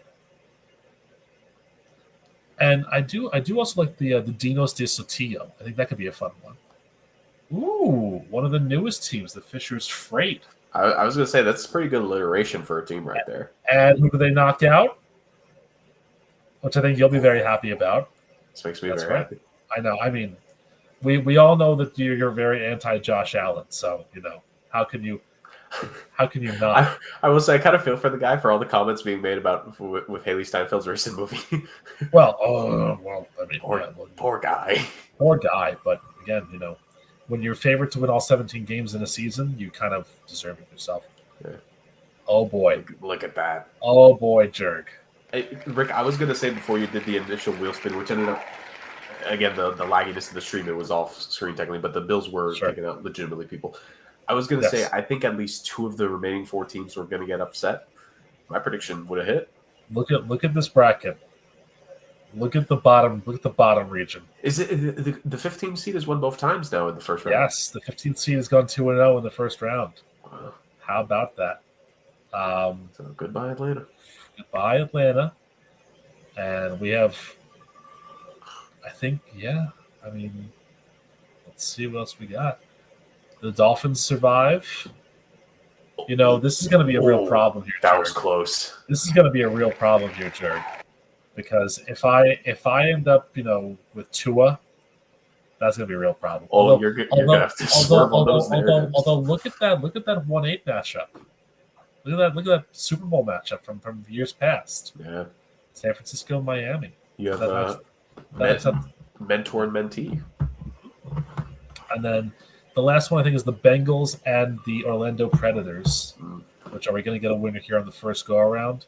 I always want to say if it's closer to one team versus the other, we'll just knock that one out. I don't know what you think. Let's give it one more spin, and if this one isn't That's it, then yeah, that's fair. We've had some pretty good luck in the past. On that yeah, then we went 7 straight. I don't think we need it. Look at that. Oh, look at that! Wow. Oh boy. So the Orlando Predators, honestly, not my favorite team from the original Arena Football League, but I'll take it. I was a New York Dragons fan myself, way back in the day. So, but look at there's 5 higher seeds that have won their matchups in this first round. Five double-digit seeds making it. That is once again, ladies and gentlemen, March Madness. Who? This right here. This is May Madness right May Madness. But again, this is the inverse of the first region because we had 5 NFL teams. Yep. Now we have 5 non-NFL teams, and we're gonna be down to. This could be interesting because this could be, depending on how it breaks out, you could have an NFL versus a non-NFL team. Yeah. You are going to have – this is almost like – you know what I like to do? I like to go and, look at, the tennis brackets for the majors and see the unseeded quarterfinalists. This is basically it, unseeded quarterfinalists right here. You're guaranteed in this bracket to have a non-NFL team in the Elite Eight. And I'm kind of hoping it's Massachusetts. Oh, same. I'm kind of hoping. Well, or Duluth. Yeah. One of those two. Them are Duluth, yeah. Although I will take the Dinos de Sotillo. Oh, the Fisher Freights. Oh, boy. Now, who did they knock out? I think they were in the top half. I think. They knocked out the Texans. Wow. Oof. This is beautiful right here. So we literally could have a non-NFL final in this region, potentially. Oh, man. Shout out to the Texans, though, man. I think they're going to be a good team to watch this year, honestly. They're very interesting. I feel like they need to shake off a little bit of the imposter syndrome they gained from people's perspective in 2024. I agree with that. I definitely agree with that. And whether it's going to be the season previews or whether it's going to be something else, speaking of which, real quick, the Niners are going to be that NFL team that moves on. But I was going to say, I feel like, Rick, the Commanders are going to have to be the team that kind of has to shake that off because it's going to be interesting to see, will they be able to prove that they weren't just a one-hit wonder? Because, you've kind of looked at we've had some teams here the last few years that had that one nice season, and they take a step back to an extent. Now, the Commanders could still make the playoffs and take a step back technically. Oh, I think so. I agree with that. Very interesting to see. Very interesting. Speaking of very interesting, who's going to join the Niners and the Freight in the Final Four of this region? Let's get the wheel back on screen. Let's spin. Look at what you're getting. Look at that. Yes. Now, I'm very happy that the team I'm backing the hardest has made it to the Sweet 16 each time. Yes. I mean, listen, I would have loved to see the Vienna Vikings go forward, but it just wasn't meant to be. Luckily for me, they didn't knock out my team that I'm rooting for in this region, which is the Massachusetts Pirates. The Dinos de Sotillo, though, was a fun team to possibly root for, but, not the case. So we have the Pirates or the Predators, which is an MLB versus an NHL team there. And it's the Predators. And they're moving on. Moving on.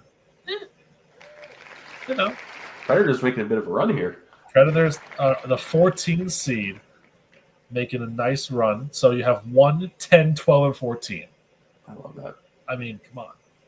This is what you want from your regions here, right? Let's keep it going. This is good. All righty. So Are we hoping for a Fisher's Freight to leave Herman Monsters final here, or what are we hoping for? I feel like I don't know. Fisher's Freight has had a good run. I wouldn't mind seeing San Fran make it to the Elite Eight. Yeah, Because it makes a little tension, but it would be nice to have a fully non-NFL part of the bracket for the this Elite Eight. is a very true statement. Also, this would not be the team that plays Philadelphia or Jacksonville. This is on the other side of the bracket, Right. So that would be really interesting to see what would happen there. Look at who's in the Final Four. Oh, the final of this region. Yes, They made it. Let's go Duluth. What a run! And this is Syracuse Orangeman level of run right here. Seriously. With Harbor Monsters. So they booked their ticket to the Rick Podfather's Fandom Bracket 2025 edition Elite Eight. But who will they face? Will it be the San Francisco 49ers or the darlings of the tournament so far, the Fisher's Freight? Motto e motto.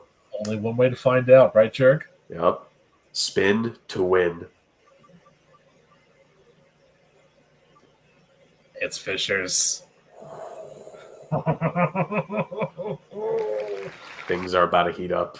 Oh man, there you go. So, and the Tom Gleason region is the region of chaos because you have a 12 and a 10 in the final. I love that. Oh, I mean, it's spectacular.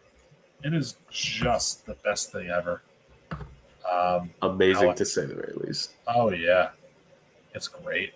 So with that in mind, we close out the Tom Gleason region. We save it first, of course. We have to. And now we get ready for our third region, the David Ruprecht region. Do you know who David Ruprecht was, Jerk? Truthfully, no. Real quick, I was going to let you know just some around the leagues updates. Since if anyone is watching at this point, they probably want some live sports updates. The Nuggets are up. The Nuggets are up by 9 points in the fourth quarter from my box score I'm looking at right now against OKC. So that could be Game 7 then potentially. The Hurricanes defeated the Capitals 3-1. Right, so they are moving on to the Eastern Conference Finals. Very nice. And the Dallas Stars and Jets are currently 0-0 after the first period. Well, there you go. That makes sense. David Ruprecht was the host of one of my sneakily favorite game shows of all time, Supermarket Sweep. Wow.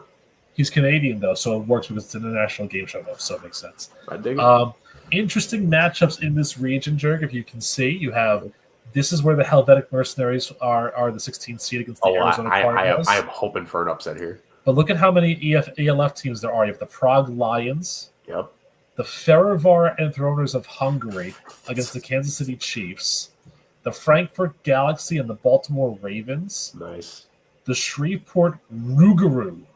Nice. And the Carolina Panthers. I was going to say, you also have the Argonauts in here. The Argonauts, the Giants, the Roughnecks against the Seahawks, and the Outlaws and the Steelers. This is the most fun region for nicknames, I think. I think so.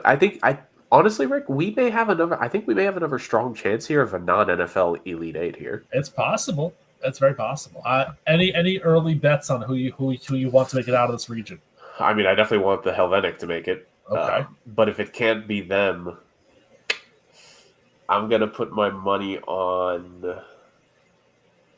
the 15 seeds have done well so far. I think Frankfurt has a chance at a little run here. And you know what's funny, too? That might be a team that I might actually be able to get their jersey pretty easily because the Frankfurt Galaxy are an old NFL Europe team. There we go. So that could be a nice eBay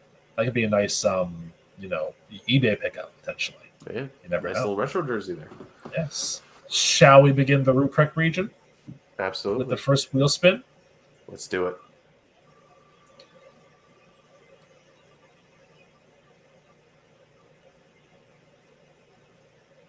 Oh, look at that. You know what? Just barely the Giants. I'm content with that. Again, if it is the Giants, I'm okay with that. Yeah, I was going to say it would keep it in the family because between the pod wife and also I think you've mentioned brothers-in-law are also Giants fans? Yes. Well, that entire family is basically Giants fans. So, I mean, keep it there. My brother-in-law, the man who married my sister, is a Colts fan. Okay. Yeah, and actually, my other brother-in-law, who my wife's twin brother, is also a Colts fan. But my father-in-law, that's the Giants fan through and through. All right. Come on, European League teams. Well, we're gonna lose one of them. Dang it! But we're gonna lose a team that I wasn't really, you know, sad about losing if I needed to. Bit of a long lane. Yeah, the Hungarian team. No, just it is what it is at this point. Shout out Hungary. Yeah. Oh, Budapest. Good try. But again, I'm gonna say this now: if the Chiefs make it to the Elite Eight in this, yeah, we're gonna have some serious problems. Rick, look, all I'm saying is that if we need to rig things, we might be able to. We might have to. So it's not Prague, but it is the Houston Roughnecks, which I'm okay with because they knocked out Sam Darnold and the Seattle Seahawks. For getting rid of Geno Smith, this is what you get. You know what? I'll be honest with you. That's what I will say too is that I kind of overlooked this part. The top 3 seeds in this region were all birds: Cardinals, Ravens, and Seahawks. Look at that. Yeah, so that's one bird's down. One bird down. Well, now we need some revenge for the European teams here. Come on. Look, this is our third 15 seed being a 2 seed. Let's go. Oh man. Dude, the 2 seed is a curse in this bracket. As it should be. And happily, I get rid of the Ravens because I feel like that's a team that I could not support. 2 out of 3 bird teams are down. We need that last one. You want the mercenaries in the next round. Please. Well, we can get a respin because the Roughnecks are already safe, which is fine. But again, enjoy the fireworks, enjoy the whooping at the end of the clap. I feel like the confetti has to help out here. Come on. Oh no. I don't know who they're knocking out. Okay.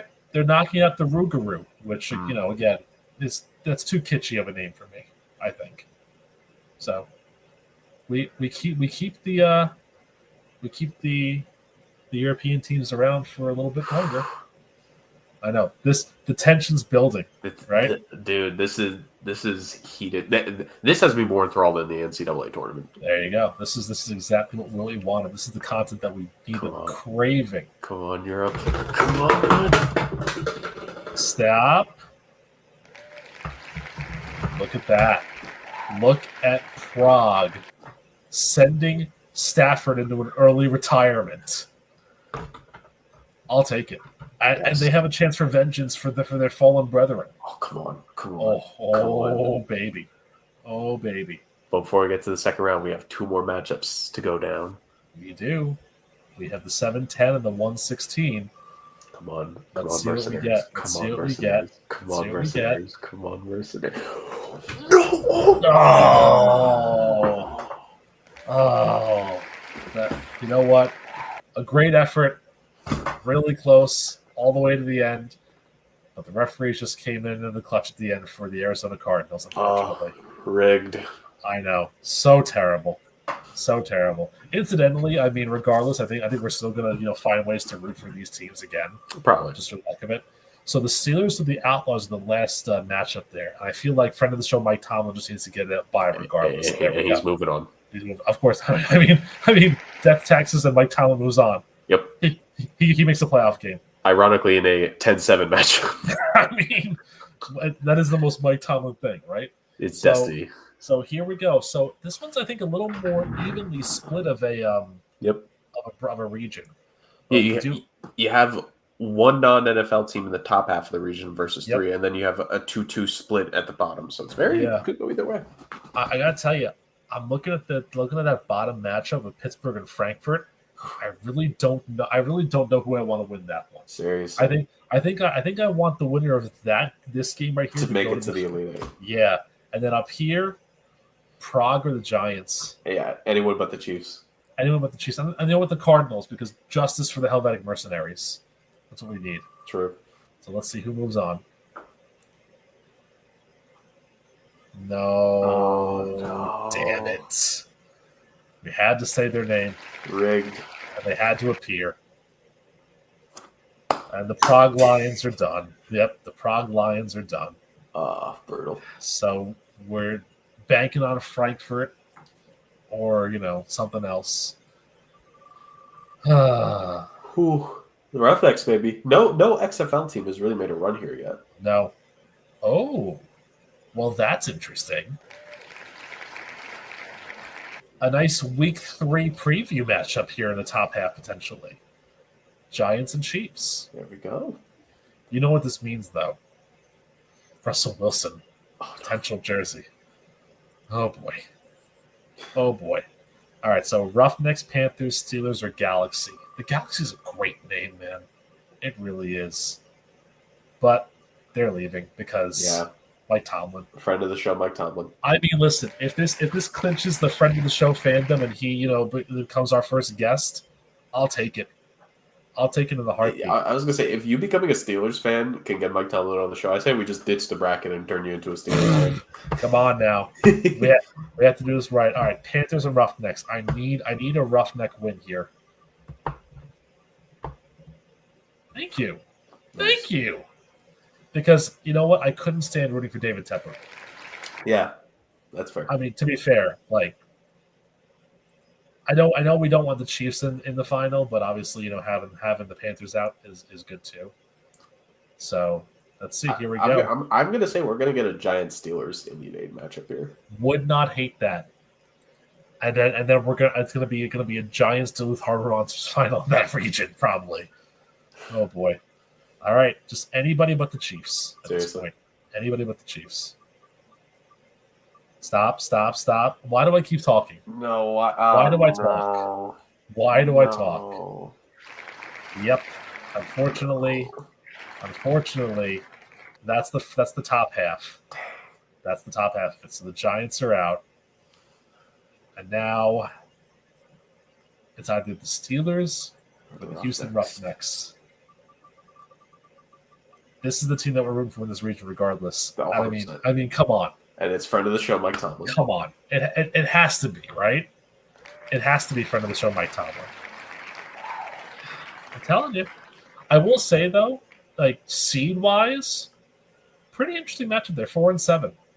Just you want the 7 seed to win because obviously, screw the Chiefs. That is 3 regions down, ladies and gentlemen. 1 more to go. So we have Steelers, Chiefs. Mm-hmm. We have, in one region, we have Jaguars. Well, here, we'll do this. The Rick Edwards region, we've got Jaguars, Eagles. Bring it back. We've got in the Gleason region, the Fisher's Freight and the Duluth Harbor Monsters. We love that. And then in the David Ruprecht region, it's the Chiefs and the Steelers. So logic would dictate that in the Haley Spruill region, the final region, she's the host of the Great New Zealand Bake Off, by the way. Nice. That we need to get a non NFL matchup, which means that we're rooting for a lot of teams here, including the Kansas City Goats. Hey, you know what, man? Let me give a shout out here real quick. I hope they can make a little bit of a run. The Saskatchewan Roughriders. Oh yeah, I'll put that in the heartbeat. So shout out to Rod Peterson, he's done so many Saskatchewan games. Yep. When I was part of a podcasting network, I got to interview him for a little over an hour. Awesome. This was just a little after the news this is probably weeks after the news of the NHL returning to ESPN and also signing with TNT. And getting to do that interview was me, the creator of the podcast network, and Rod Peterson on. We had a good little show. We had a good little show to say at the very least. He complimented me at the beginning because I said Saskatchewan and not Saskatchewan. And he was just like, for a non-Canadian person, you say it better than most Canadians. You know what? I got a lot of respect for that. I do. I appreciate that, man, greatly. Yeah. I think he'd be very happy if the Rough Riders get a little bit of a run here. I would love a little Rough Riders run here. I think we're also hoping for a Ryan Fire run in the top half. Yep. I mean, maybe the Sioux City Bandits, but I was gonna say I feel like we're due for an XFL team here, or UFL, whatever the hell we're calling them. I feel like we're due for one of those teams to make it to the Elite Eight here. Well, there's 2. There's the 16 seed Arlington Renegades and the 10 seed Birmingham Stallions. This is interesting. We have yet to see. So the 15 seeds are 3-0 in this tournament in the first round, but the 16 seeds are 0-3. It feels like something might have to give here. Although Thinking about it now, I don't know if I want Cam Ward to pick up his first win. So if we can avoid that, that would be great. Also look at the pratfall of the number one seed in this region being the New England Patriots. I think the only thing Justin would hate worse than me being a Jets fan is me going to be a Patriots fan. Yeah, I think when Justin watches this, he's going to hope that the Patriots fall as the one seed here. Well, let's see if both of our dreams can come true on this very first spin. Let's do it. A dream can come true on this first spin. Drake, what did you say? Something had to give. Yep. And what gave? The 15th seed goes by the wayside. Poor Kansas in favor of the Tennessee Titans, which I feel like just violates so many of your, things. Although you don't have anything against the Titans anymore, but I mean, yeah. Like here's the thing. So I mean, I could reveal it in an Evergreen episode in more detail if we want, but like essentially, like the reason why you could do a wheel spin while I speak. Okay, sure. The whole reason of me being against the Titans was more so against Tannehill because there was a guy I knew at the podcasting network who was obnoxiously a Titans fan, but he was obnoxiously a supporter of Ryan Tannehill, and it just got to the point as the Mexicans de Ciudad de Mexico. It's basically the Mexico Mexicans is what they are. I was gonna say what a name. But look, do you want to know who they knocked out? Who are they knocking out here? I think you'll love this. The Dallas Cowboys are gone. Nice. Come on. Nice. Come on. Nice. So essentially, like I went anti-Titans because of this person, and mainly because of Tannehill, because he was such like an uber stand for them. And look, here's the thing. I try not to be much of a know-it-all, as unfortunately the Chicago Bears eliminate my precious Red Fire. Yeah. Hold on. Jets, Bears. What is this wheel doing to me, potentially? Torturing you. Come on, go ahead.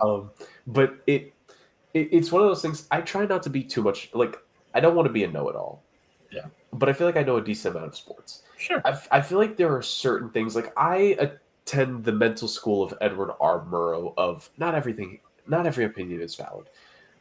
You could pray as much as you want, as the Sioux City Bandits are moving on here.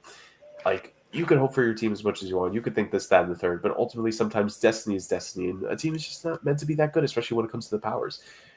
I get the wanting to create conversations, but I never took the Titans seriously, and my problem was just the fact that people were taking them, and specifically Tannehill, seriously. Mm-hmm. And that was my overall thing of being very anti-Titans. Now that Ryan Tannehill is no longer in the league, I don't care for the Tennessee Titans. If anything, with how much I've supported and had to defend Cam Ward on this podcast, I'm closer to being pro-Titans than anything in this current juncture, which is a very stark contrast. It's very weird. But it's very weird. On the Jurg, as the Colorado Spartans advance now, on the Jurg tier list of like rivals, I think we could put the Titans in the retirement category. That's fair.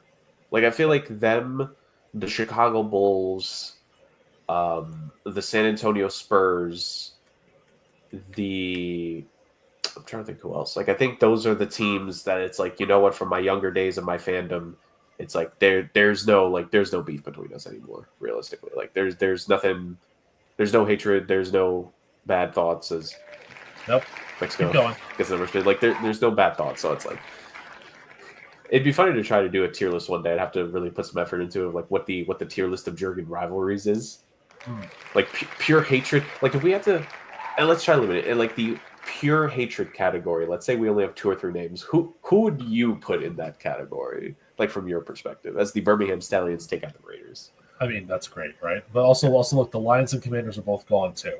Nice. I mean, this is a very interesting region. I was going to say only 2 NFL teams have advanced so far. Yeah, it's a little. I mean, we love chaos here, don't we? And that one seed is still in danger. So from your perspective, if you had to only put like 2 to 3 entities in the hatred category of the Jurgen rival tier, who would it be from your perspective? Who would it be? That's a really good question here. Trying to think of who probably would be. Well, I'm trying to think of like any rivalries. So, if this were 90s, I would say New York Knicks and Detroit Red Wings easily, because you're a Blackhawks and Heat fan, and those were the 2 biggest rivals to your teams back then. Yeah. So you probably would have gone against Allen Houston and maybe Fedorov or Osgood or any of those guys. But now I don't really know. I don't really know who I would say on those teams would be anti. Is it Rough Riders or Renegades? It's Arlington. It's Arlington, but look what that means. Falls. A 1 seed falls, and the right 1 seed falls. Yes. Now we just need the Bucks to lose. Come on, Saskatchewan. I know. I don't know. I mean, thinking about it now, I'd probably say you're more anti-ownership than you are anything else. So 100%. Like you've regularly talked up as the Bucks are not going to win this one, so I think we're okay. Yeah. We can move on and see if the Rough Riders survive. You were very against the Heat ownership with the whole Jimmy Butler saga, I think. So what the situation was for me is we just barely miss out once again when it comes to the Rough Riders. I was going to say, by proxy rule, though, but we did the second wheel spin, and they're closer, so I'm knocking out the Buccaneers. I like that. I'm knocking them out on a technicality. The most Canadian way to win. On technicality. So, Jurg, take a look at this bracket, this region. So we got the Renegades against the Bears. Yep. We have the Bandits against the Spartans. The Rough Riders against the Mexicans. Mexico City Mexicans. Yep. And the Stallions against the Titans. Only 2 NFL teams. We might get another non-NFL. We might. Elite 8 here. We might very well just. No, going back to the Heat Butler thing, man, like it was always on both sides for me that I saw the perspective. From Jimmy's end, I saw the frustration and the disappointment of it felt like at some point there was meant to be a second guy coming in to support. Look at the Saskatchewan. Oh no, Arlington. The 16 seeds going on a run here. They're making a run, and they knocked out the Bears. So you are spared from the wheels. Jets thing. I am. Thank goodness for that. Like I saw from Jimmy's perspective the frustration there. I definitely understood it, and there was probably even some frustration with the current roster of like, okay, like at some point, some of these guys maybe need to be maneuvered around a little bit to get me like more established. God dang it! I know Saskatchewan's out. Dang it! The Mexico City Mexicans move on. So I definitely saw the frustration from Jimmy's perspective there. My only thing was that I did kind of agree with Pat Riley. When you're not playing, don't stoke the flames of the other team. Shut up. Sure. Don't say anything. Yeah. And I also feel like I don't understand the perspective of a lot of people that like the Heat were never in Jimmy's corner.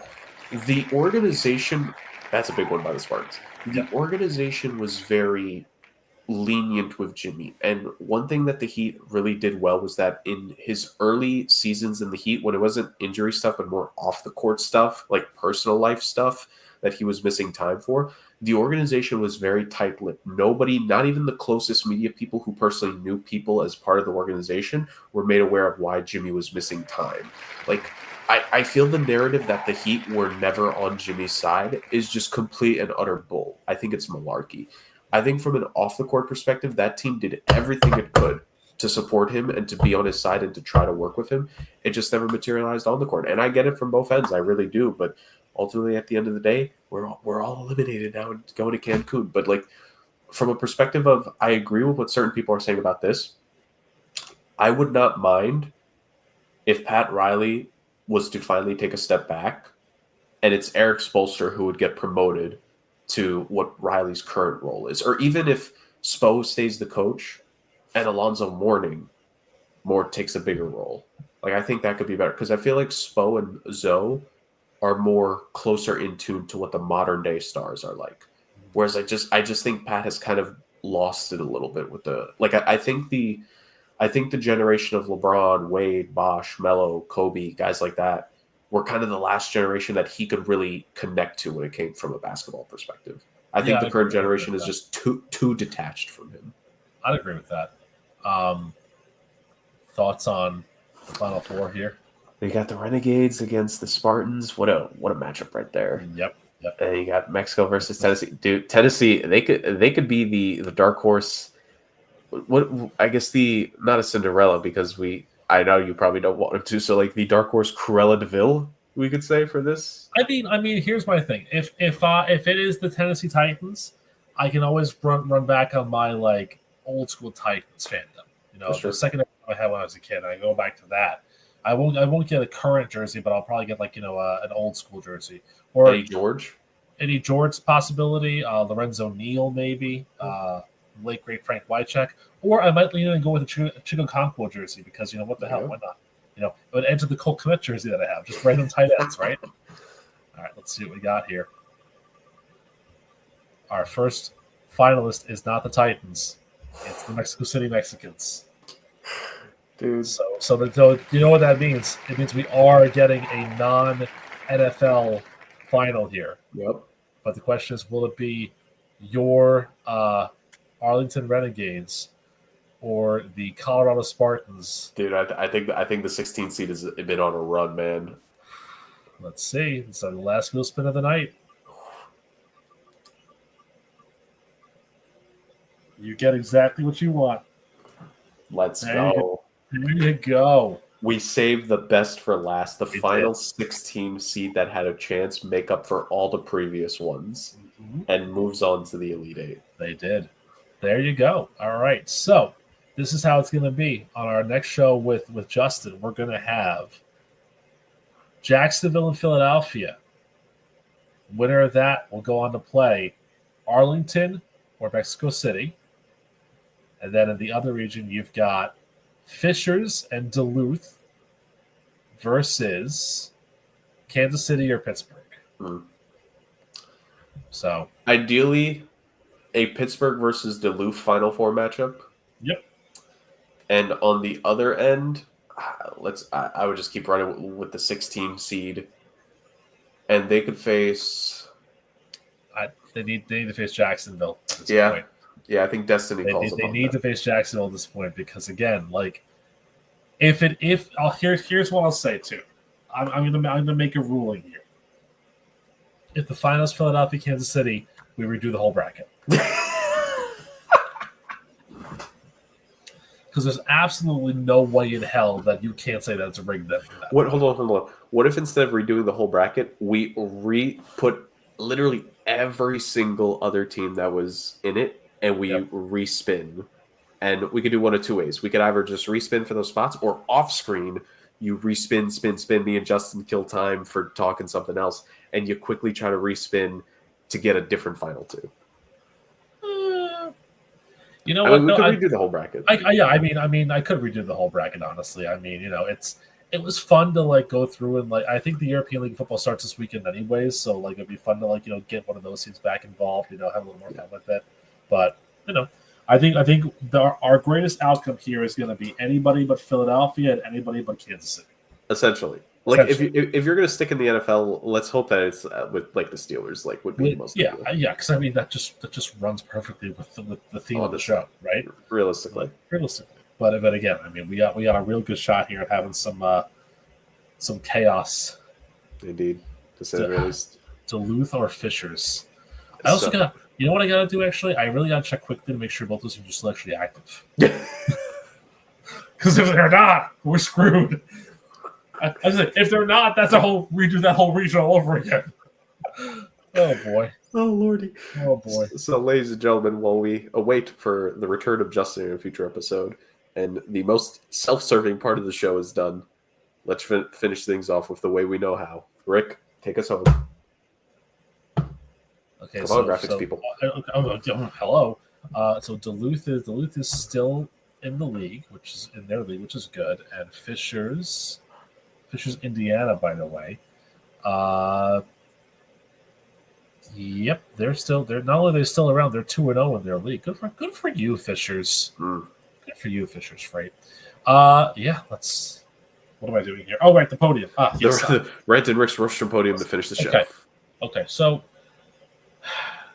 here's an honorable mention that I'm feeling tonight. You've noticed I've been eating little candies here and there.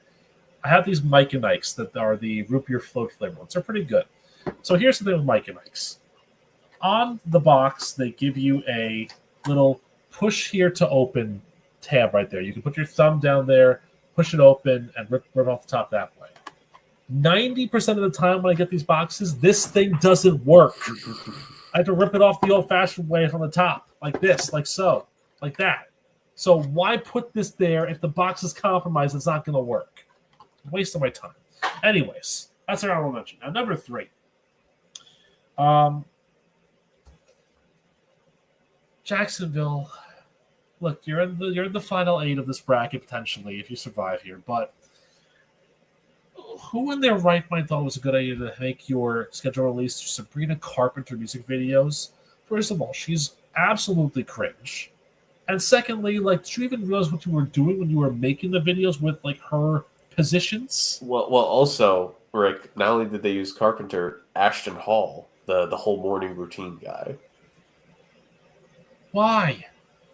Like that, I understand, it's the trend to do social media stuff and all of that. And the Jets aren't spared from this either because they did a whole Jets in UK thing with like the British people. Like basically what the Tennessee Titans did for like the tourists down there, but like in Britain. Yeah. Stupid. like I don't know. Sabrina Carpenter needs to go away like completely because I'm just done with her. She's really annoying here. Which leads me to number 2. Another person needs to go away. Jordan Hudson. Bill Belichick's girlfriend. Stop. Like, why do we care so much about this, number 1? And 2, what have you done in your life that warrants anything that, needs any of this? Like, I don't... You bear no weight on anything in my life. You're about as important to me in my life as a bag of leaves that goes out for trash tomorrow night, basically. Like, I could put that bag out for trash this Friday or next Friday. It doesn't matter to me. It has no weight that comes to my life. So why does everybody wait? Like Jordan Hudson, go away. Go away. Honestly. And then number 1. I want to hop on a trend here. Why are we discussing one gorilla versus 100 men?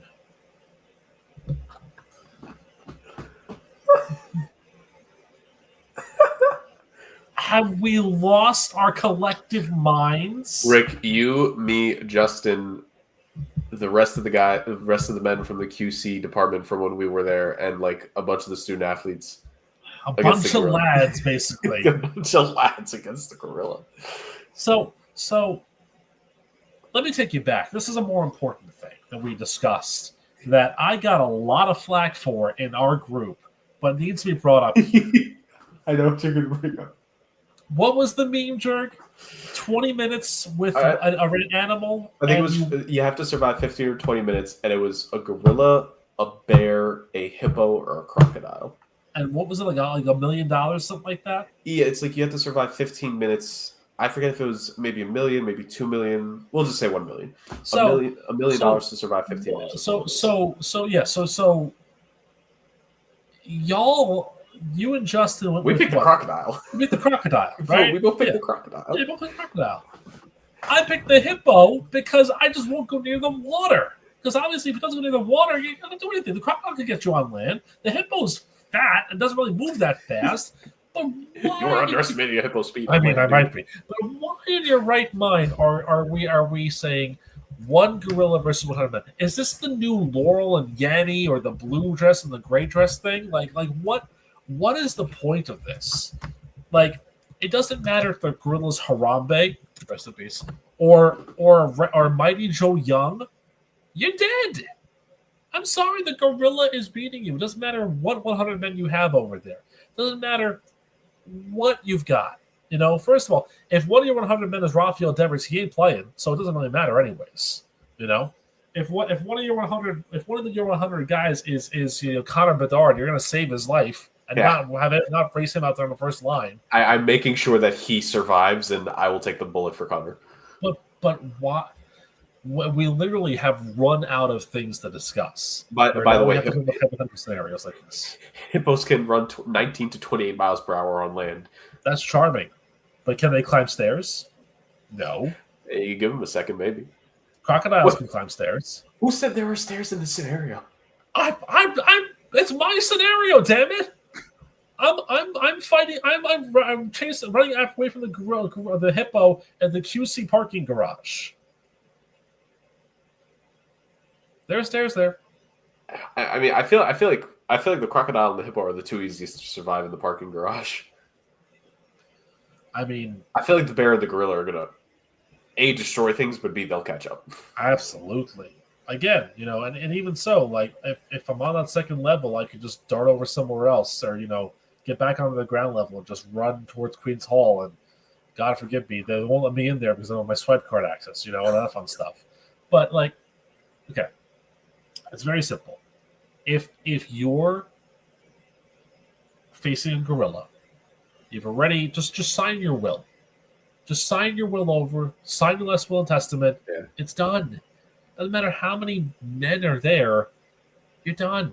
And don't give me this, what if we have weapons or anything like that? No. How about this? Channel that energy into a liberating discussion about how to make the world better for everybody who lives in it. Yeah. How about, let's find a way to drive gas prices down. Let's find a way to have peace in the world. Not 100 men versus Turk or Kerchak from Tarzan. Gorilla's going to win 999 times out of 1,000, and the one time it doesn't win because it's too tired, and it'll still beat you. Yeah, it's a gorilla, man. It's not like it's like a freaking mosquito. Come on. And the gorilla will eventually have weapons too. And when I say weapons, I mean it'll take one human and turn it into a hammer, and one human and turn it into another hammer, and it'll just start hitting everybody else. Speaking of the 100 men versus a gorilla, my second honorable mention of the night too. There's a guy who is putting up the house that he lives in on the market for millions of dollars in Chicago because it's the house that Pope Leo XIV grew up in. To you, sir, I say I hope you get gored by a bison. Yeah. And there we go. And on that note, ladies and gentlemen, thank you so much for joining us on this late night Chaos After Dark edition of the Sports Agents of Chaos podcast. We went over the schedule highlights for the 2025 season. We went around the league with some recent news updates. Keep it coming, NFI. We need more news updates to be able to help us out here.